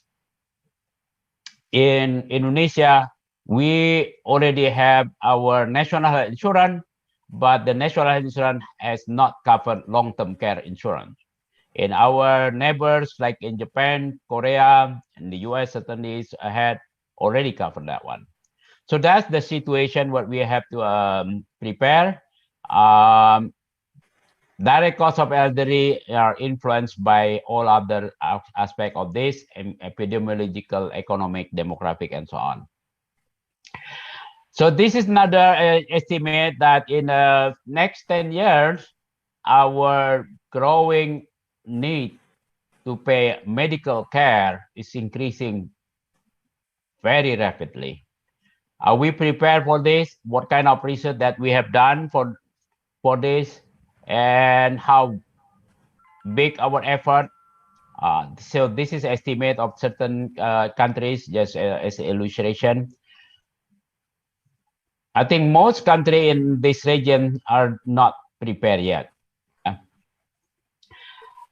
Some countries are showing that other than healthcare, elderly need support from others. Often in these regions, elderly still work. Yeah, in Philippines, a large portion of elderly still work for their income. Yeah, in more developed countries, normally they work not only for income but for kind of meeting their daily activities. In Indonesia, our proportion of elderly above 60 who still work because they have not adequate income still very high. Yeah, and many of our elderly actually in displaced because they're not having adequate income. They live with their children or alone with just very simple life.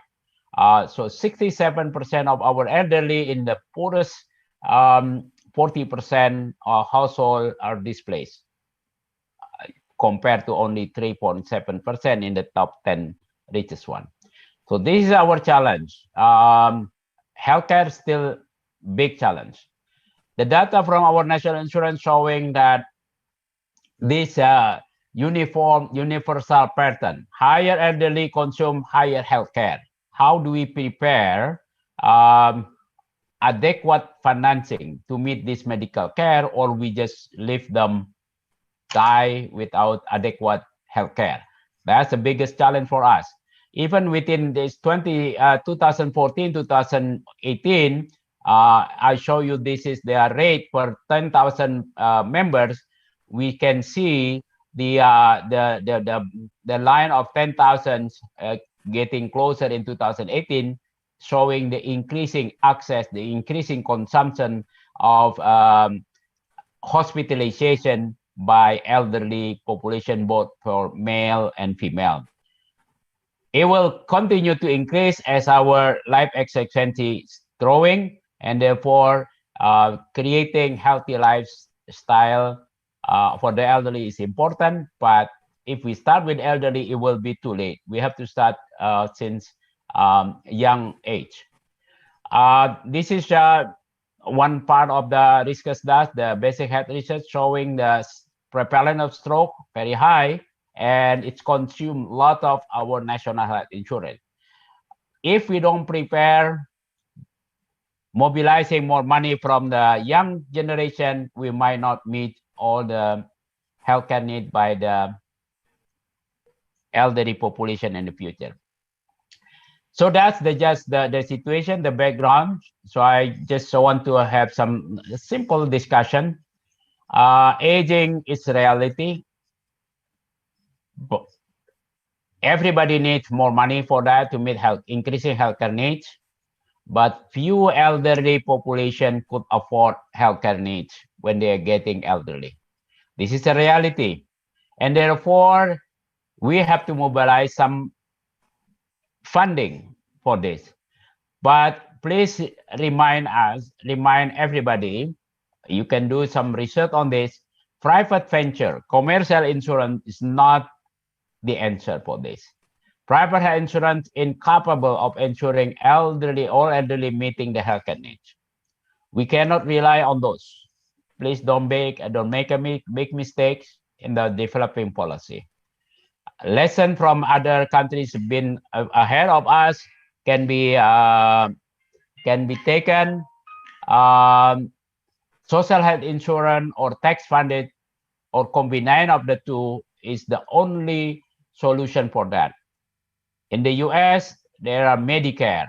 Yeah, there are also Medicare in other countries. Yeah, mostly using social health insurance or tax funded. Indonesia, we just started with that. Other countries in these APRU regions are also developing with various stages. The world's set for universal health coverage by 2030. Hopefully, we can achieve that. Indonesia at this time covered 222 millions, but the elderly population still underrepresented. Although 82% of the population covered, but not 100% of elderly already covered. Yeah, this is our challenge. The biggest challenge is getting political commitment, making our policymaker, legal maker aware of the futures of our health risks and the ability to fulfill the risk. But we have to set a goal and start working. Yeah, if we have a dream to protect our elderly, ourselves, in my case, in our speakers, yes, for ourselves, but for others, youngest generation, you have to start thinking of your future. If we have a dream, we can achieve it. We can do it. Thank you very much.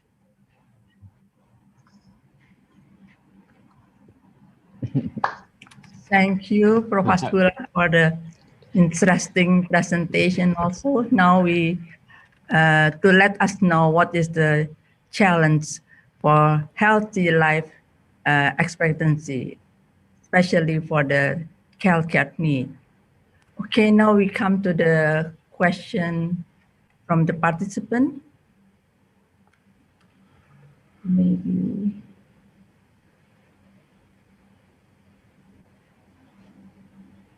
Okay, there is a question from Dr. Lilis Hermis Cici from UI to Professor Sudianto Kamso and Prof. Nasya. The question is how to prevent a metabolic syndrome to be a healthy aging. And then from Ivan Palacio, University of San Francisco de Quito, to Professor Sudam Kamso for physical activity assessment, what tool did you use?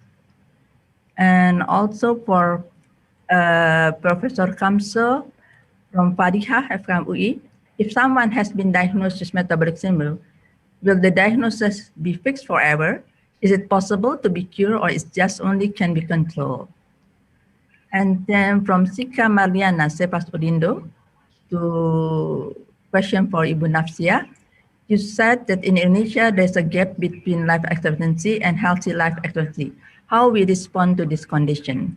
How do we empower intergeneration preparedness to address the gaps? Based on your former experience as the Ministry of Health, what do you think about the alignment of health policy for the elderly in Indonesia, especially in bridging clinical needs and public health policy? Okay, I think Prof. Sudianto comes up first, maybe will answer the question, and then after Prof. Sudianto, maybe continue by Ibu Nafsia. Yes, thank you very much. From Miss Lilis Harry Misici, how to prevent a metabolic syndrome to be a healthy aging. I think the most important things, even though we already old, yeah, I think that we have to regulars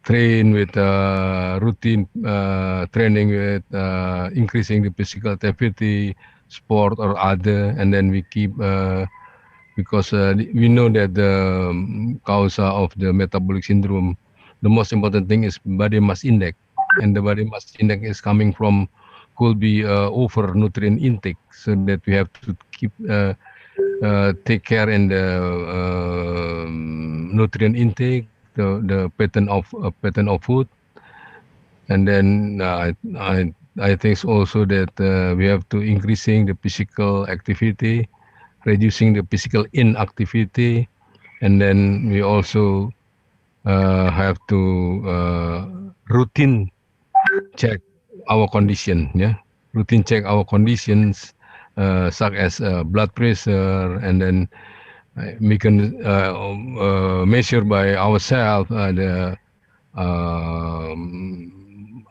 abdominal obesity by using very simple things. Yeah, so I think that is some effort to prevent for the healthy agings. And for Mr. Ivan Palacios from the San Francisco de Quito, in this physical activity assessment in research done by the Minister of Health of Indonesia, they're using questionnaire asking about this pattern of activity. So we realized that could be the validity of the physical activity assessment in this research could be questioned, but this is the things that at the time, the best what we can do for the huge research along the country. And third question from Fariha, if someone has been diagnosed with metabolic syndrome, will the diagnosis be fixed forever? Yeah, if you know that if we already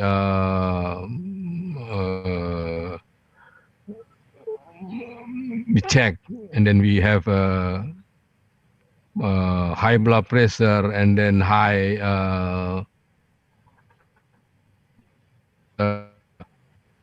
I think if we do something with sport or other reducing stress, that we can recover from that condition. So I think it's not fixed forever, because LDL cholesterol, triglyceride is also could be reduced by pattern of activity, pattern of food, and others. So I think it's not a fixed condition.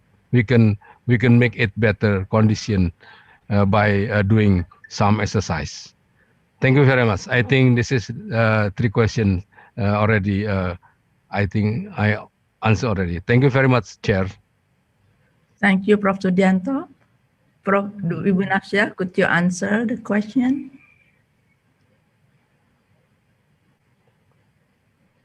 I will. I think these are very good questions, and I will answer them put together.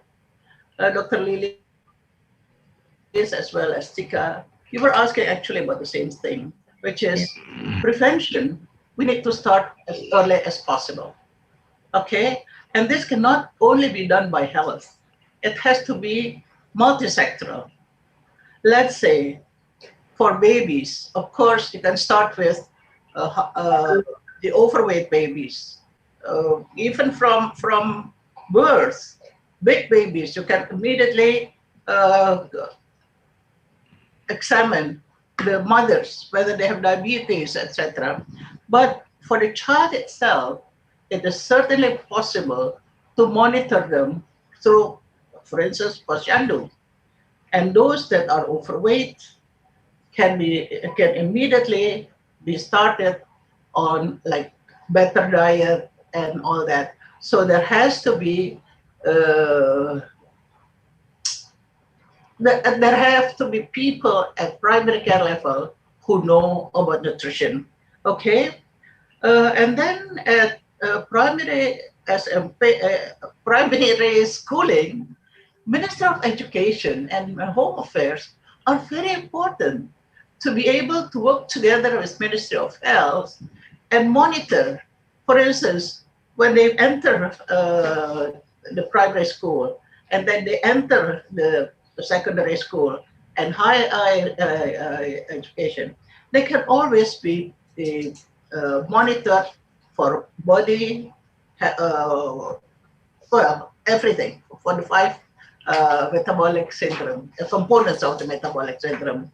And so we can take preventive measures as early as possible, even in school, through school, olahraga, physical activity in the schools. Now, very little, but in the past, there are regular physical activity in school, from primary level to secondary, SMA, and even higher. For when they're at reproductive age, it's even more important because, as we know, it can be from mother to child. Okay, and the genetic factors of the parents can cause metabolic syndrome in the child. And so this is, again, a good opportunity to be able to monitor their health, their body weight, etc. If you don't have to look far. If you look at the pictures, mostly you see fat women, or overweight, sorry, not fat, overweight women, and even obese women and men. So do we have the care and the courage to intervene before they get cardiovascular disease or diabetes or stroke, cerebrovascular? Okay, I think, and if you're asking the health policy for the elderly, you remember we had, even when I was Minister of Health, we introduced the life cycle approach, that if you want to reduce suffering, reduce disability in the elderly, you have to start early, even as early as SD, SMP, adolescents, young adults, reproductive age, as I said in my presentation, as early as possible. You can prevent it. If the other sectors will also collaborate, like the pertanian, the pharmaceutical companies, they have to be involved in this. and etc. Okay. Okay. Thank you. Hope it satisfied the answer for all the who asked the question. There's one question to Professor Hasbullah from Lilis Hedi Mistiki. As you mentioned that aging requires the preparation of innovative arrangement, what do you mean about this? What do you think about the best kind of living arrangement for the elderly? Because sometimes the elderly live in their family, get abused and neglect. It's also related to the family finances and fulfill their needs. So it's your turn, Yeah. Professor, to answer. Yeah. Thank you very much, Ms. Chiche. Yeah, that's observation is very valid for Indonesia, but less valid for people in developed countries where they have already much better, not perfect, living arrangement. Certainly depend on our culture. For the non-healthcare living arrangement, we have to make sure that elderly will have physical healthy situation, good housing with good ventilation, less pollution, having access to physical activities or fitness center, something like that. That would be very, very helpful for our elderly. In some countries, providing long-term care facility or home care for people, it's already acceptable. Indonesia probably many families still want to keep their elderly with the children. This also cultural related, yeah. But most important that I would like to raise some innovation studies or research by our colleagues. How do we prepare that all elderly can meet their healthcare needs when no one want to have a sickness or disability, but it will come anyway. We don't know when and where, and therefore be prepared to have a very strong healthcare system to support our elderly everywhere, nationwide. Don't be very rigid. Want to have only in the province, in our regions, because we never know that in the end we will live in Jakarta or in Yogyakarta or with a new capital. Therefore, we have to have a nationwide system that fulfill all the healthcare needs for the elderly. And the long term, we have to prepare for Indonesia long-term care insurance.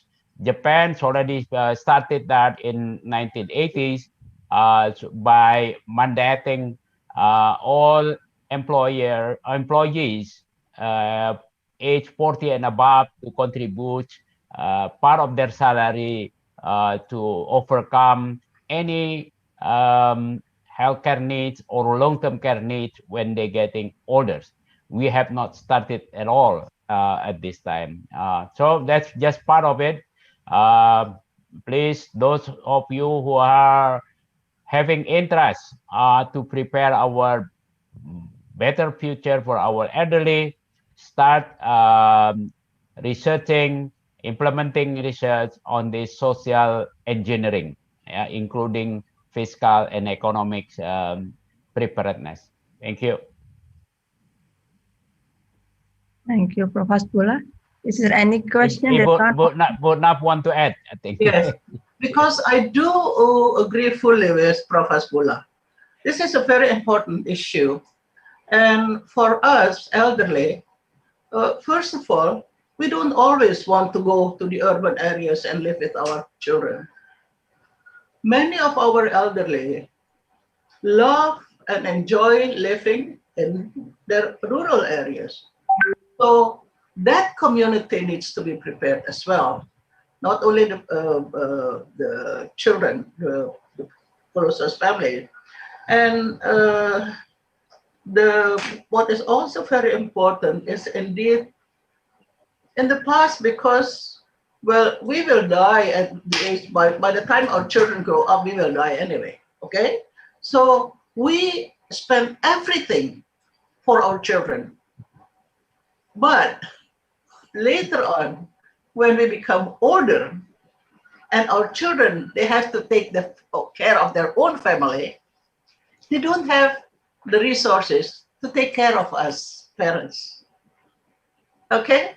So that is why education, I think, and Prof. Hasbullah, we are both in in smoking, for instance. Yeah?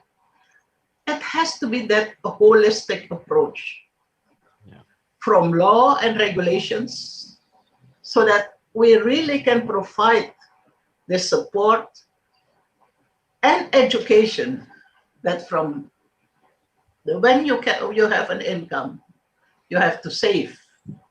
And if the government will take care of those savings, alhamdulillah, that is very good. Because if not, we will spend everything for our children and grandchildren maybe.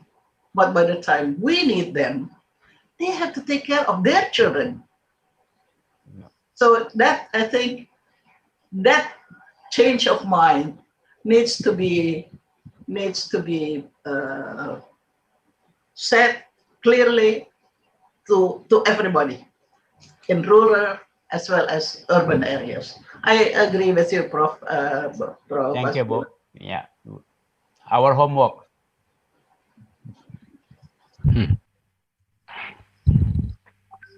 Is there any question more? Or do we have time to? We have more questions. I think our time is. Yeah. I think I don't know. I have to really give a summary, because based on Buna's last speech, it's already like the summary of our of the session of metabolic syndrome. You really have like a closing summary of this session of metabolic syndrome. Buna, thank you so much. But yes, I want to just summarize the presentation of the speaker. So we can summarize that elderly with one or more combination of metabolic syndrome component will have higher risk of serious cardiovascular disease. Public health implication of this problem is that the vaccine program of the component of metabolic syndrome and body mass index is urgent. A multi-center study with a prospective cohort design at the national level of APRU content is needed to improve the prediction of what percentage of elderly people with metabolic will develop disease after how long. And the interesting presentation of Bunaf is about the life expectancy and healthy age life expectancy. So Bunaf present about that countries show there is a lack of health facility access among them, which one of the component of metabolic health. So what we can do, there are many ways. So Bunaf give hope to the elderly about the metabolic syndrome.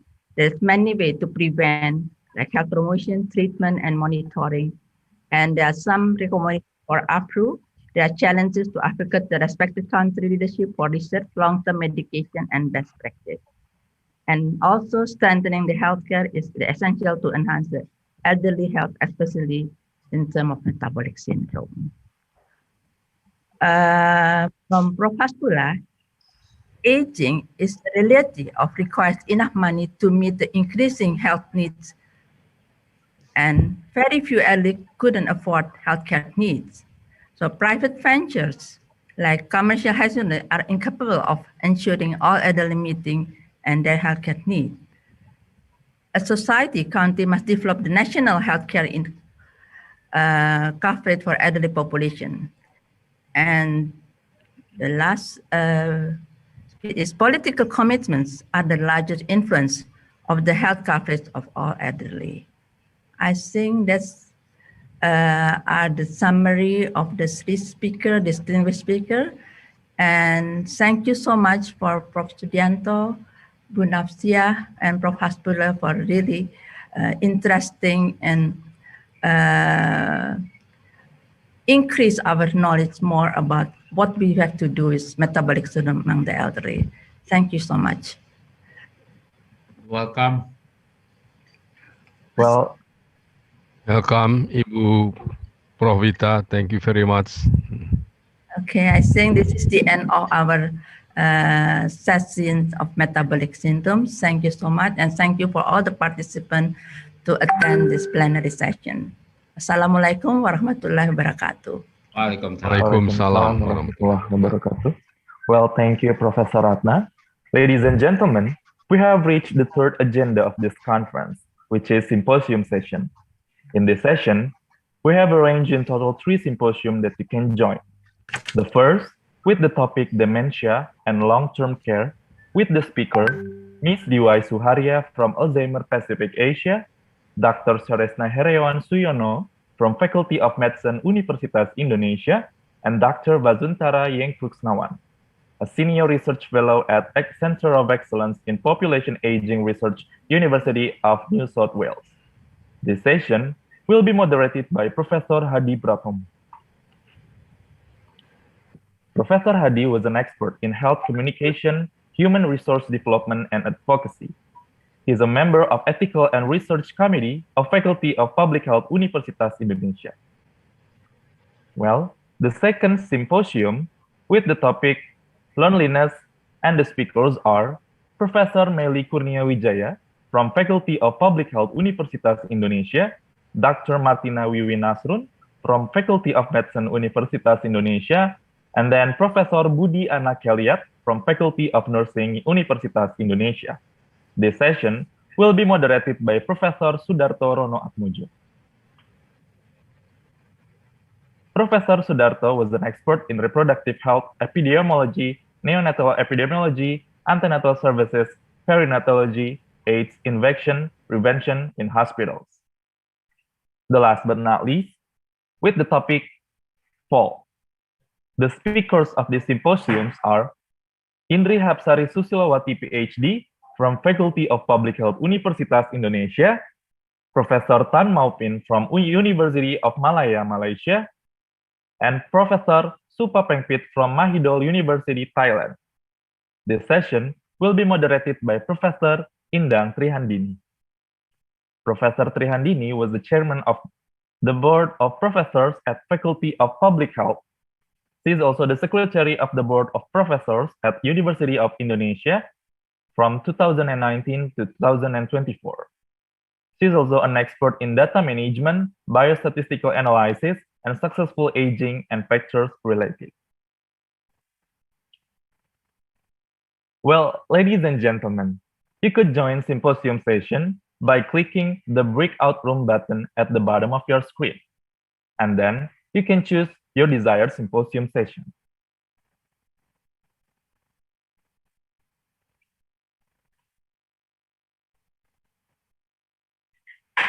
Well, thank you for your attention, and we hope you find the symposium we have lined up for you to be fruitful and engaging.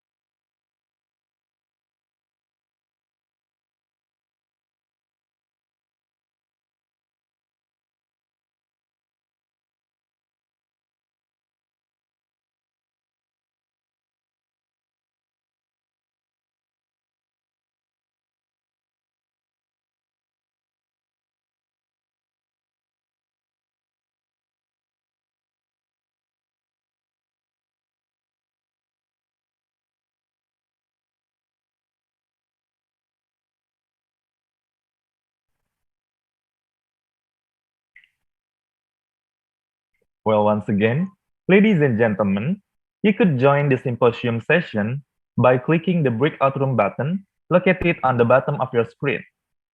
And then click your desired symposium session. The symposium session will begin shortly.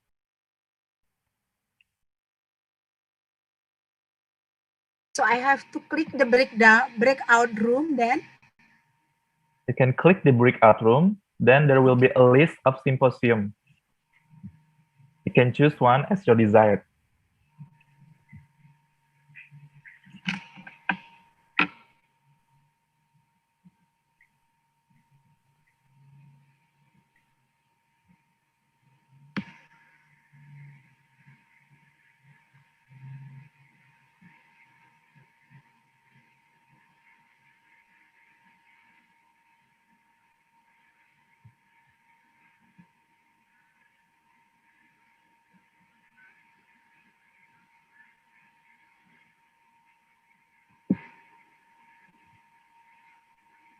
Akbar, could you help me? I'm on the loneliness symposium or not?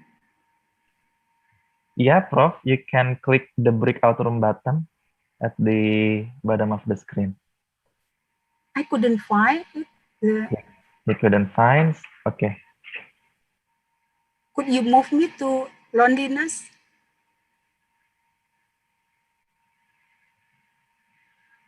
Oh, okay, I'm here already.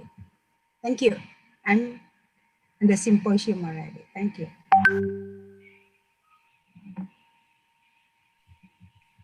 Okay, for the attendees, if you can't find the breakout room button located on the bottom of your screen, first you have to click the more button, like 3 dots.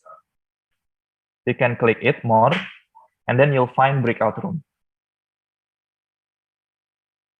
If you can't find it, Aku nggak bisa deh, Mbak Akbar. Aku lihat di sini simposium berapa jadinya, Akbar? Okay, Prof. Budi, I will help you. Tidak ada breakout button. Oke, sebentar. Ini ada attendance symposium 1, resi, whatever it is.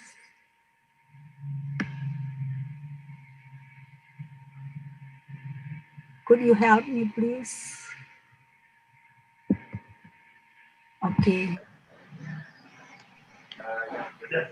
Okay, for the participant, don't worry. We will assign you to the breakout room if you can't find the breakout room button. I find breakout room and click join. And click join. Right. Click join. Thank you.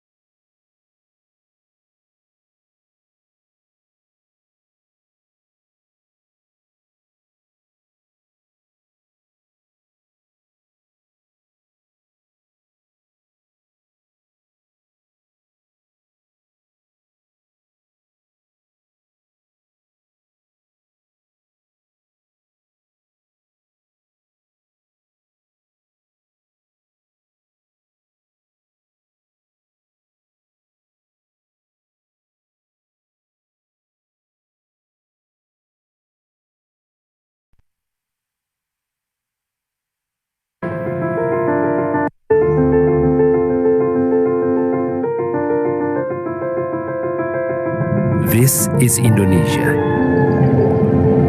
a land of immeasurable diversity, a land that offers vast opportunities. This is the nexus of hopes and aspirations from across the archipelago. Bersama, kami berikan kontribusi nyata lewat inovasi, karya cipta, dan pencapaian lain sesuai bidang ilmu. Dari UI, untuk Indonesia yang toleran, unggul, dan bermartabat. Welcome to Universitas Indonesia. Since our beginnings, Universitas Indonesia has been continually evolving and building upon our achievements. We have become the biggest, best, and leading university in Indonesia and also Asia.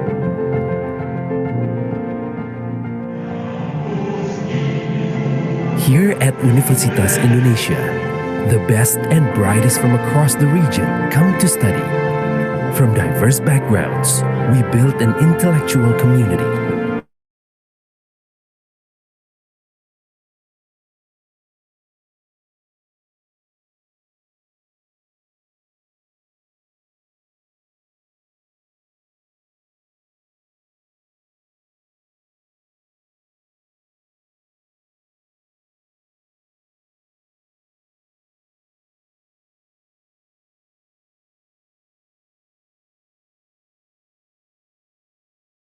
For the attendees who has been assigned to the breakout room, if there is a notification on your screen, you can please click join breakout room.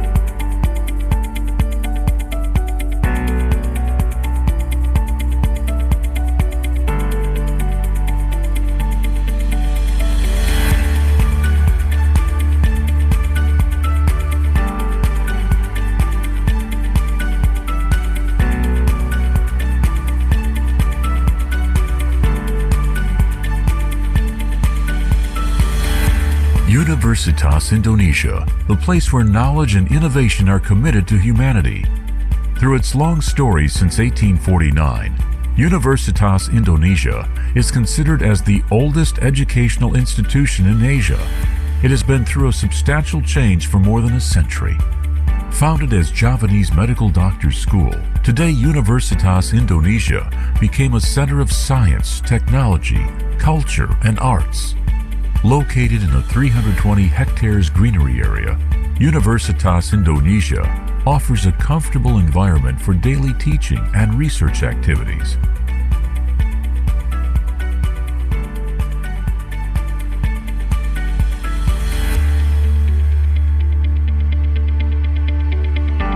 To become one best world-class research university, Universitas Indonesia is committed to provide wide and fair access of high-quality teaching and learning.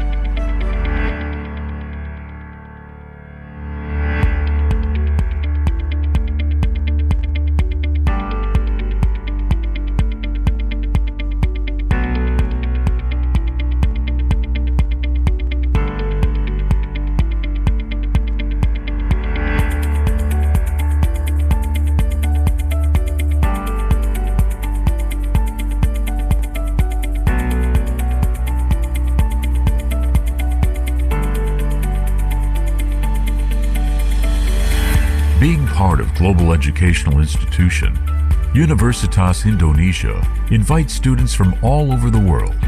A value of learning how to convey and to accept knowledge with global society despite different language and cultural background. In the process to be an open knowledge community, Universitas Indonesia is committed to provide learning opportunities to talented students from all over the world through its extensive scholarship program for more than 500 students each year. Excellences of the university's researchers has been proven by research products which benefits development of science, public welfare, technological.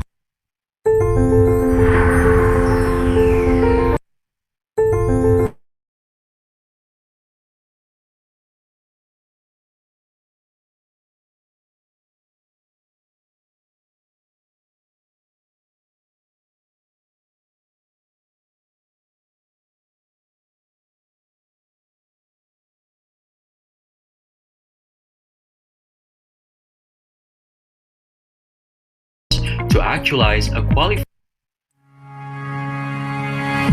Indonesia is facing such a big challenge to actualize the status of the health and the welfare of the citizen. In responding to this issue, Indonesia needs human resources who are competent in health matters to actualize a qualified and a dignified health development. It then requires the graduates of the public health to own a required competency. Therefore, the Faculty of Public Health is present to improve the health service through a competent education of public health.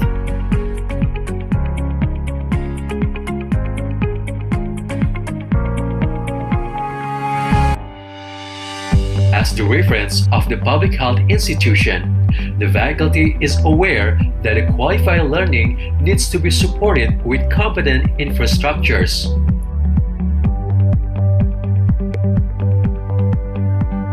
The quality of the management and the service are both related to supporting their people in the academic community to be able to develop their potentiality in absorbing the knowledge they prefer to learn.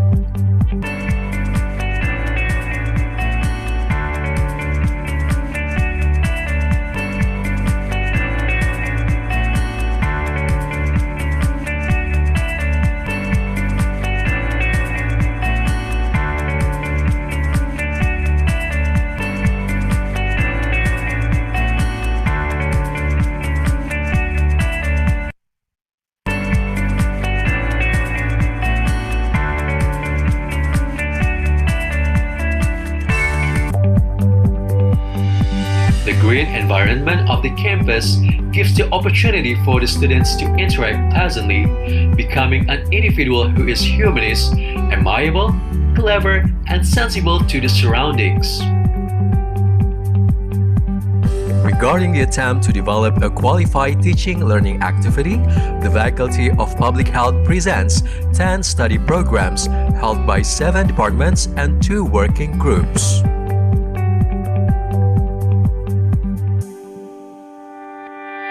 The undergraduate study program of public health is one of the programs which goal is to bring out competent graduates who are able to identify and to solve health issues occur in the society and are able to implement the intervention of public health and are willing to endlessly learn about the public health issue.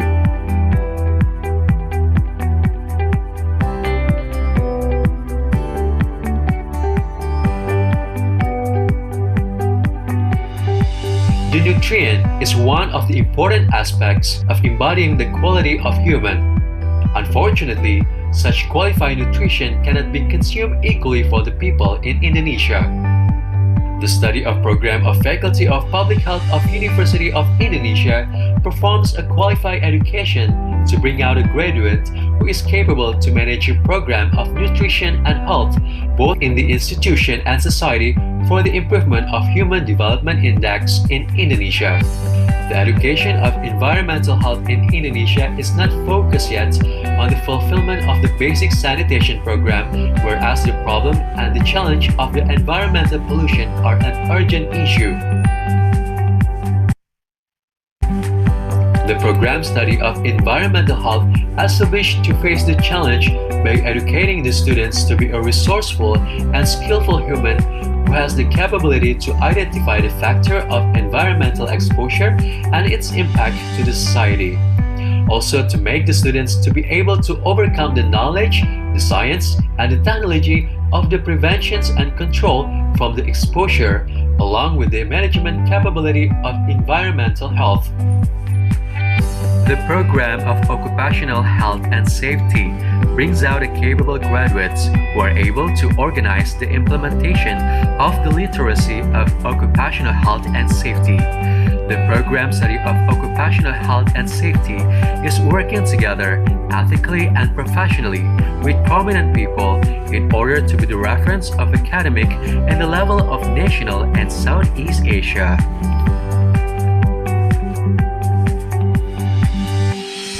The lecturers of the Master Program of Public Health are the graduates of Master and Doctoral Program, professors, and also lecturers from other disciplines, government and industrial institutions in connection to the public health. The program study of public health has a finely developed curriculum and follows to the development of public health among the global world. We also established an interface system of long-distance course with e-learning base.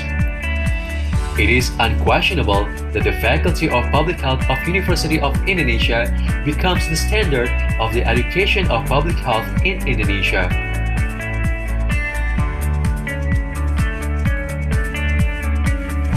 The Master Program of Epidemiology produced a graduate who is capable in developing the principle, the methods, and the application of epidemiology to seek solutions for the health matters through research with interdisciplinary and multidisciplinary approach in both national and international scale. The Master Program of Epidemiology consists of three majors: epidemiology of community, clinical epidemiology, and sectoral epidemiology. The study program of hospital administration intends to establish graduates with the capability of leader, manager, researcher, and lecturer, also a consultant who is competent in communication, hospital management, and business skill, hospital system, leadership, and professionalism.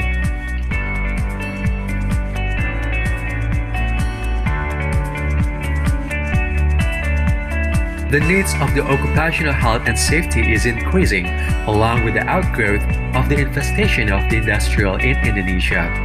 To overcome the needs, the Faculty of Public Health presents a Master Program of Occupational Health and Safety to produce a competent graduate who is able to think critically and systematically. Also, for the graduates to have a broad knowledge of the science and technology of health and safety workplace, so that the graduate is able to develop and to manage the program of health and safety workplace in the industrial world in the element of government and society. The Faculty of Public Health also presents a doctoral program which consists of two program studies: Doctoral Program Study of Public Health and Doctoral Program Study of Epidemiology. The Doctoral Study of Public Health establishes the graduate who is capable to be a leader, who gives a recommendation of policy based on data, and also to produce innovative research through an interdisciplinary, multidisciplinary, and transdisciplinary approach to overcome the health issues in the society, both in national and Southeast Asia level.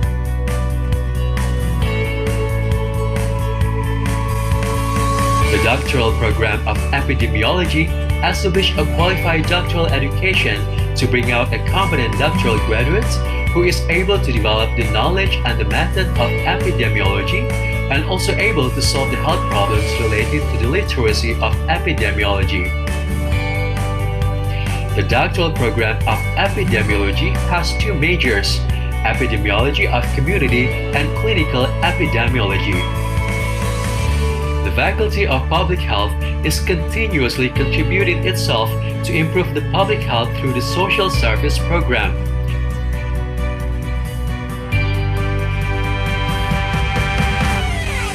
Based on the learned competency, the lecturers and the students are working together to formulate the issues and to work directly on the case, also actively involving the participation of the society.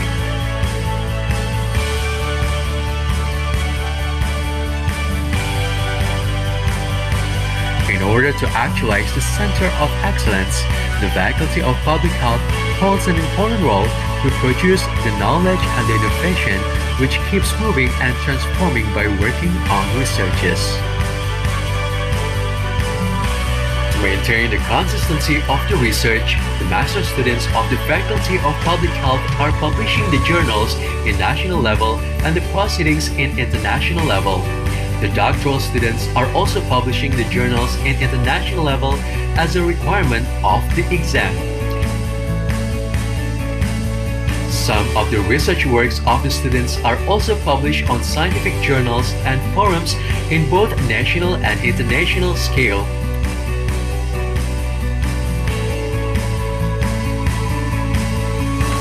Until now, the Faculty of Public Health is trying to implement the knowledge throughout a wider population, a broader environment, to give a thorough impact to achieve a better health for the society.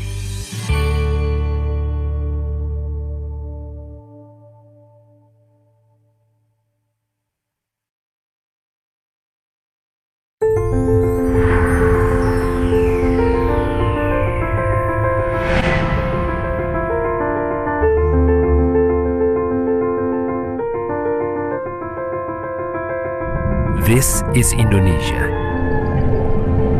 a land of immeasurable diversity, a land that offers vast opportunities. This is the nexus of hopes and aspirations from across the archipelago. Bersama, kami berikan kontribusi nyata lewat inovasi, karya cipta, dan pencapaian lain sesuai bidang ilmu. Dari UI, untuk Indonesia yang toleran, unggul, dan bermartabat. Welcome to Universitas Indonesia. Since our beginnings, Universitas Indonesia has been continually evolving and building upon our achievements. We have become the biggest, best, and leading university in Indonesia and also Asia.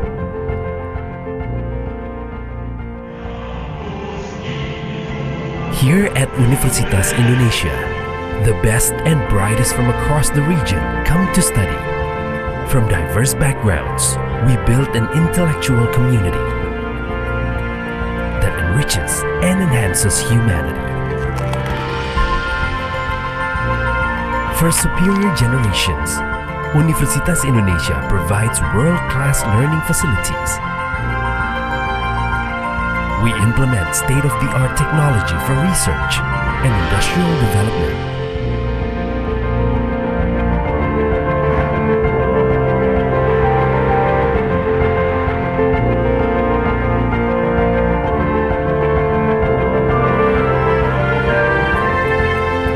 Our campus is accessible to all, also to the disabled. This is our commitment for realizing an inclusive educational environment. Universitas Indonesia is fully supported by environmentally friendly transportation and sustainable energy systems. We take pride in being a green and sustainable campus. Universitas Indonesia partners with relevant stakeholders to facilitate and provide ease of comfort for day-to-day activities for all our academic community.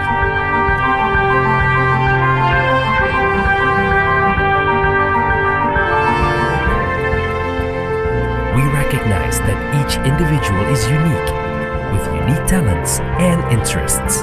As such, Universitas Indonesia provides opportunities for every individual to develop themselves to their fullest.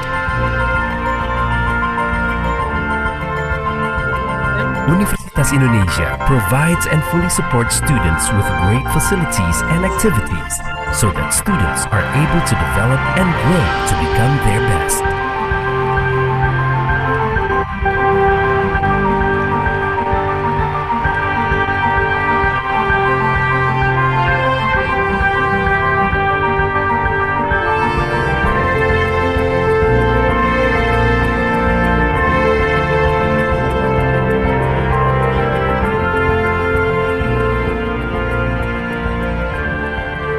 Together, we embrace our diversity to grow the future together.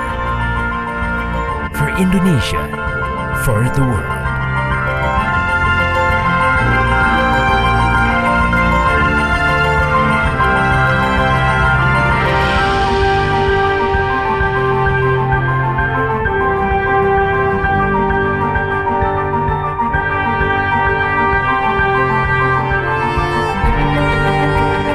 Universitas Indonesia.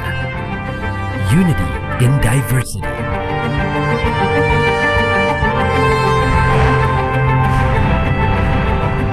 Universitas Indonesia. Veritas, Probitas, Justisia.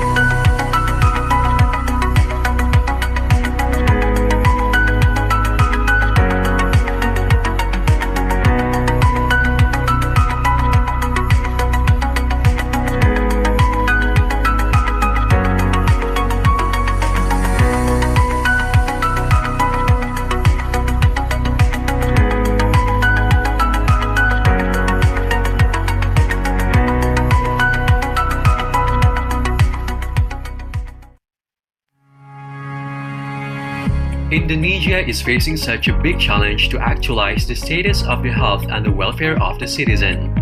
In responding to this issue, Indonesia needs human resources who are competent in health matters to actualize a qualified and a dignified health development.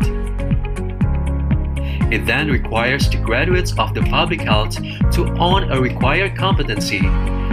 Therefore, the Faculty of Public Health is present to improve the health service through a competent education of public health.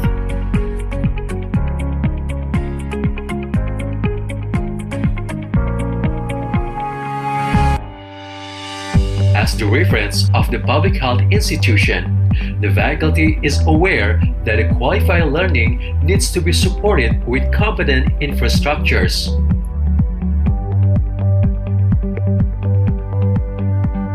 The quality of the management and the service are both related to supporting their people in the academic community to be able to develop their potentiality in absorbing the knowledge they prefer to learn.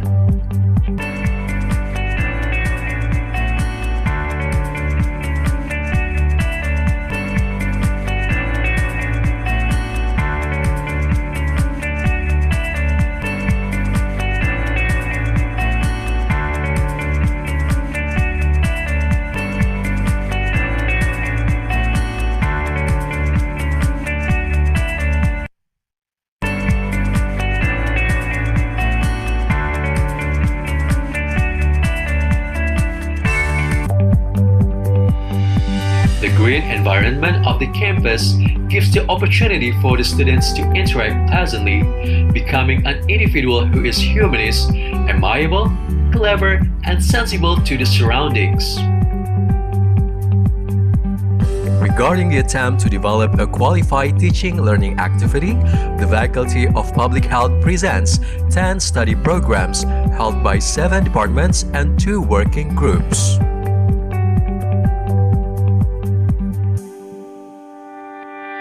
The undergraduate study program of public health is one of the programs which goal is to bring out competent graduates who are able to identify and to solve health issues occur in the society and are able to implement the intervention of public health and are willing to endlessly learn about the public health issue.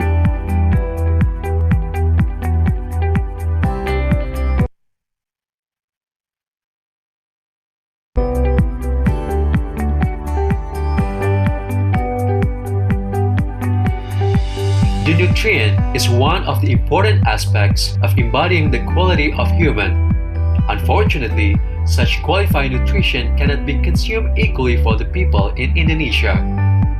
The study of program of Faculty of Public Health of University of Indonesia performs a qualified education to bring out a graduate who is capable to manage a program of nutrition and health both in the institution and society for the improvement of Human Development Index in Indonesia. The education of environmental health in Indonesia is not focused yet on the fulfillment of the basic sanitation program, whereas the problem and the challenge of the environmental pollution are an urgent issue.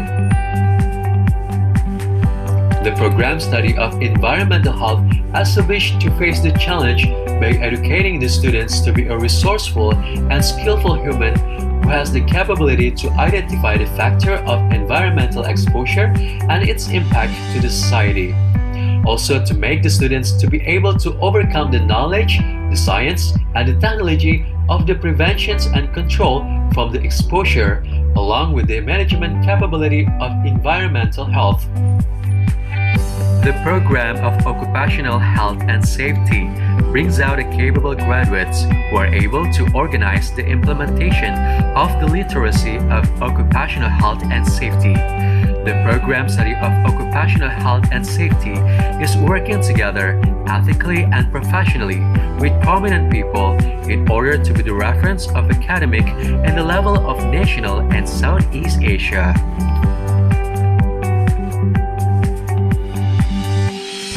The lecturers of the Master Program of Public Health are the graduates of Master and Doctoral Program, professors, and also lecturers from other disciplines, government and industrial institutions in connection to the public health.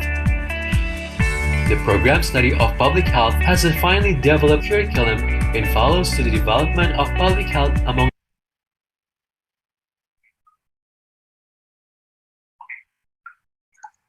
Well, for the attendees that live stream from YouTube, if you want to join the breakout room and join the symposium session, you can join our Zoom meeting so that we can assign you to the breakout room. Thank you.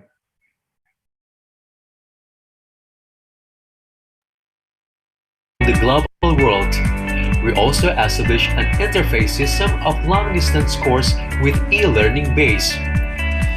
It is unquestionable that the Faculty of Public Health of University of Indonesia becomes the standard of the education of public health in Indonesia.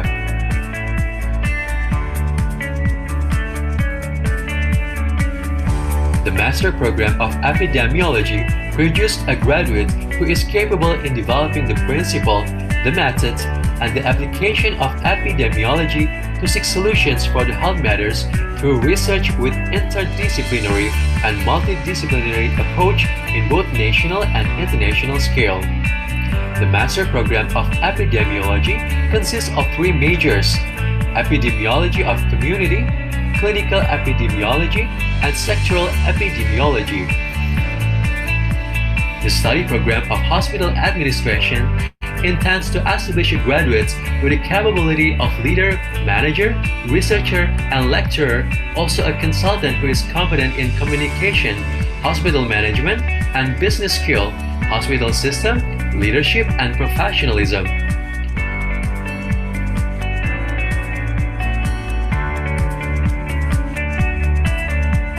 The needs of the occupational health and safety is increasing, along with the outgrowth of the infestation of the industrial in Indonesia. To overcome the needs, the Faculty of Public Health presents a Master Program of Occupational Health and Safety to produce a competent graduate who is able to think critically and systematically. Also for the graduates to have a broad knowledge of the science and technology of health and safety workplace, so that the graduate is able to develop and to manage the program of health and safety workplace in the industrial world in the element of government and society.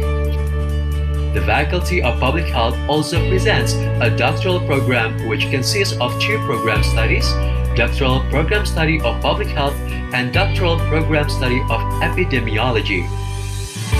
The Doctoral Study of Public Health as the graduate who is capable to be a leader, who gives a recommendation of policy based on data, and also to produce innovative research through an interdisciplinary, multidisciplinary, and transdisciplinary approach to overcome the health issues in the society, both in national and Southeast Asia level.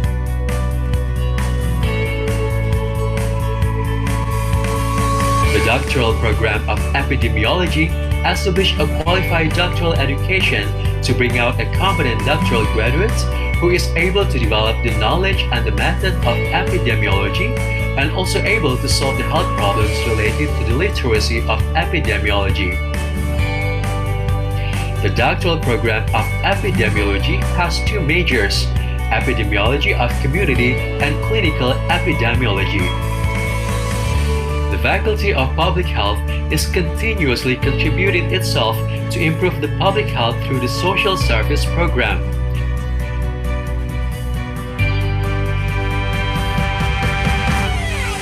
Based on the learned competency, the lecturers and the students are working together to formulate the issues and to work directly on the case, also actively involving the participation of the society.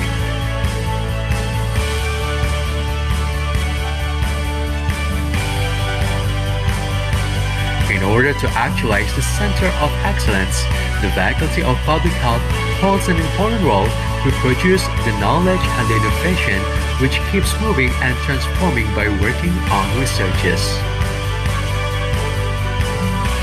To maintain the consistency of the research, the master students of the Faculty of Public Health are publishing the journals in national level and the proceedings in international level. The doctoral students are also publishing the journals in international level as a requirement of the exam. Some of the research works of the students are also published on scientific journals and forums in both national and international scale.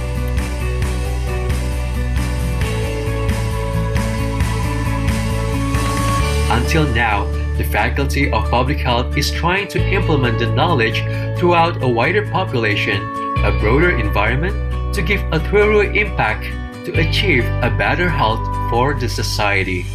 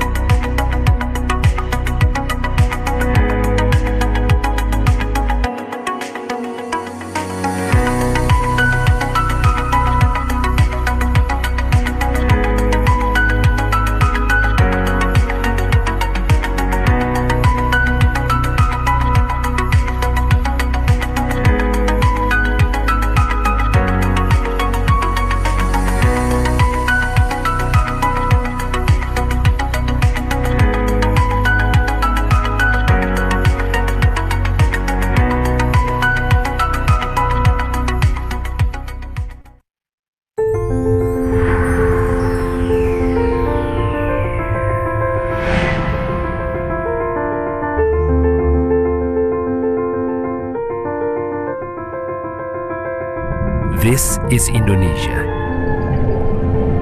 a land of immeasurable diversity, a land that offers vast opportunities. This is the nexus of hopes and aspirations from across the archipelago. Bersama, kami berikan kontribusi nyata lewat inovasi, karya cipta, dan pencapaian lain sesuai bidang ilmu.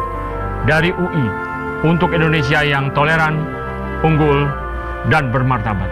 Welcome to Universitas Indonesia. Since our beginnings, Universitas Indonesia has been continually evolving and building upon our achievements. We have become the biggest, best, and leading university in Indonesia and also Asia.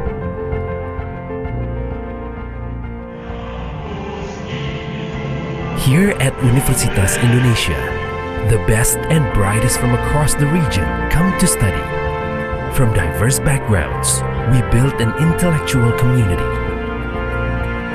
that enriches and enhances humanity.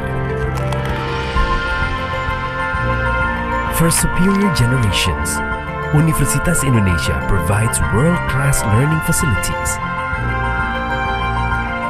We implement state-of-the-art technology for research and industrial development.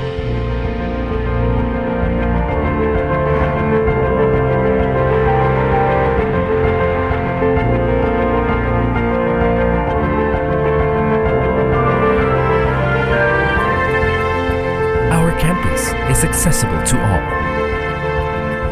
also to the disabled. This is our commitment for realizing an inclusive educational environment. Universitas Indonesia is fully supported by environmentally friendly transportation and sustainable energy systems. We take pride in being a green and sustainable campus. Universitas Indonesia partners with relevant stakeholders to facilitate and provide ease of comfort for day-to-day activities for all our academic community.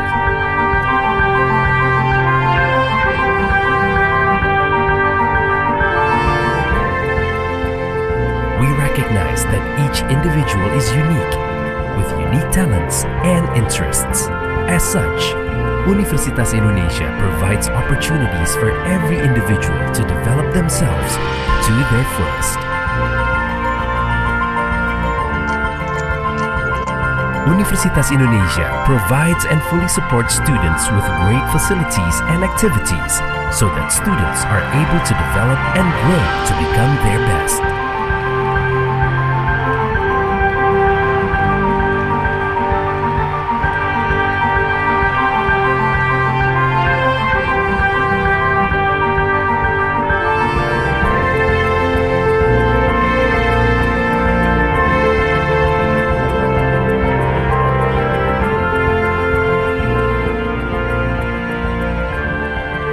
Together, we embrace our diversity to grow the future together.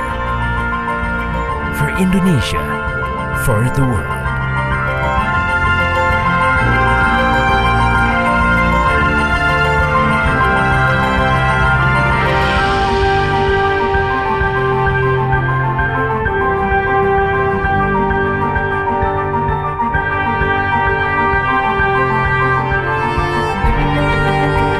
Universitas Indonesia.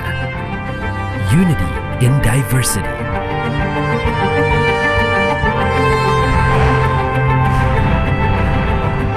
Universitas Indonesia. Veritas, Probitas, Justitia.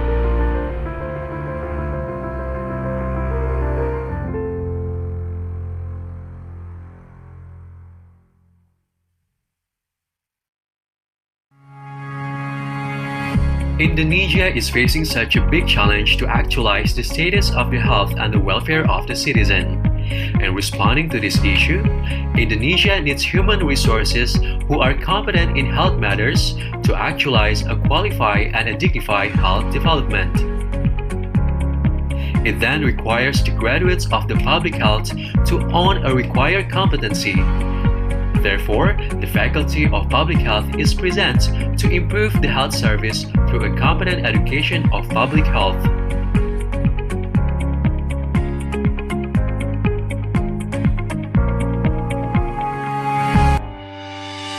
As the reference of the public health institution, the faculty is aware that a qualified learning needs to be supported with competent infrastructures.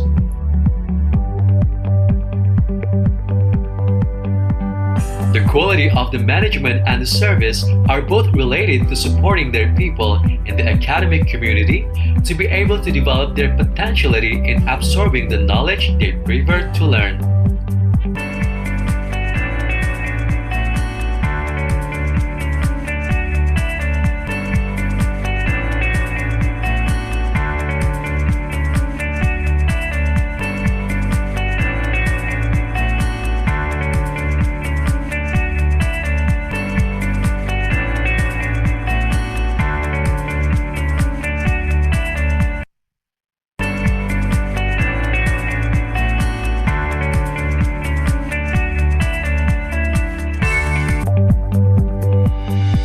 The green environment of the campus gives the opportunity for the students to interact pleasantly, becoming an individual who is humanist, amiable, clever, and sensible to the surroundings. Regarding the attempt to develop a qualified teaching learning activity, the Faculty of Public Health presents 10 study programs held by 7 departments and 2 working groups.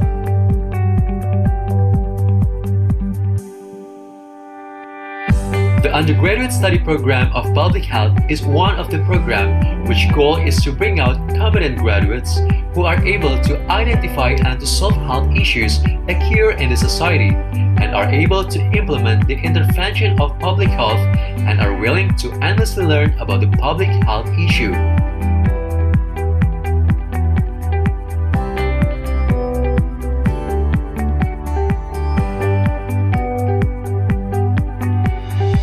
The nutrient is one of the important aspects of embodying the quality of human. Unfortunately, such qualified nutrition cannot be consumed equally for the people in Indonesia. The study of program of Faculty of Public Health of University of Indonesia performs a qualified education to bring out a graduate who is capable to manage a program of nutrition and health both in the institution and society for the improvement of Human Development Index in Indonesia. The education of environmental health in Indonesia is not focused yet on the fulfillment of the basic sanitation program, whereas the problem and the challenge of the environmental pollution are an urgent issue. The program study of environmental health established to face the challenge by educating the students to be a resourceful and skillful human who has the capability to identify the factor of environmental exposure and its impact to the society. Also to make the students to be able to overcome the knowledge, the science, and the technology of the preventions and control from the exposure, along with the management capability of environmental health. The program of occupational health and safety brings out capable graduates who are able to organize the implementation of the literacy of occupational health and safety. The program study of occupational health and safety is working together ethically and professionally with prominent people in order to be the reference of academic in the level of national and Southeast Asia.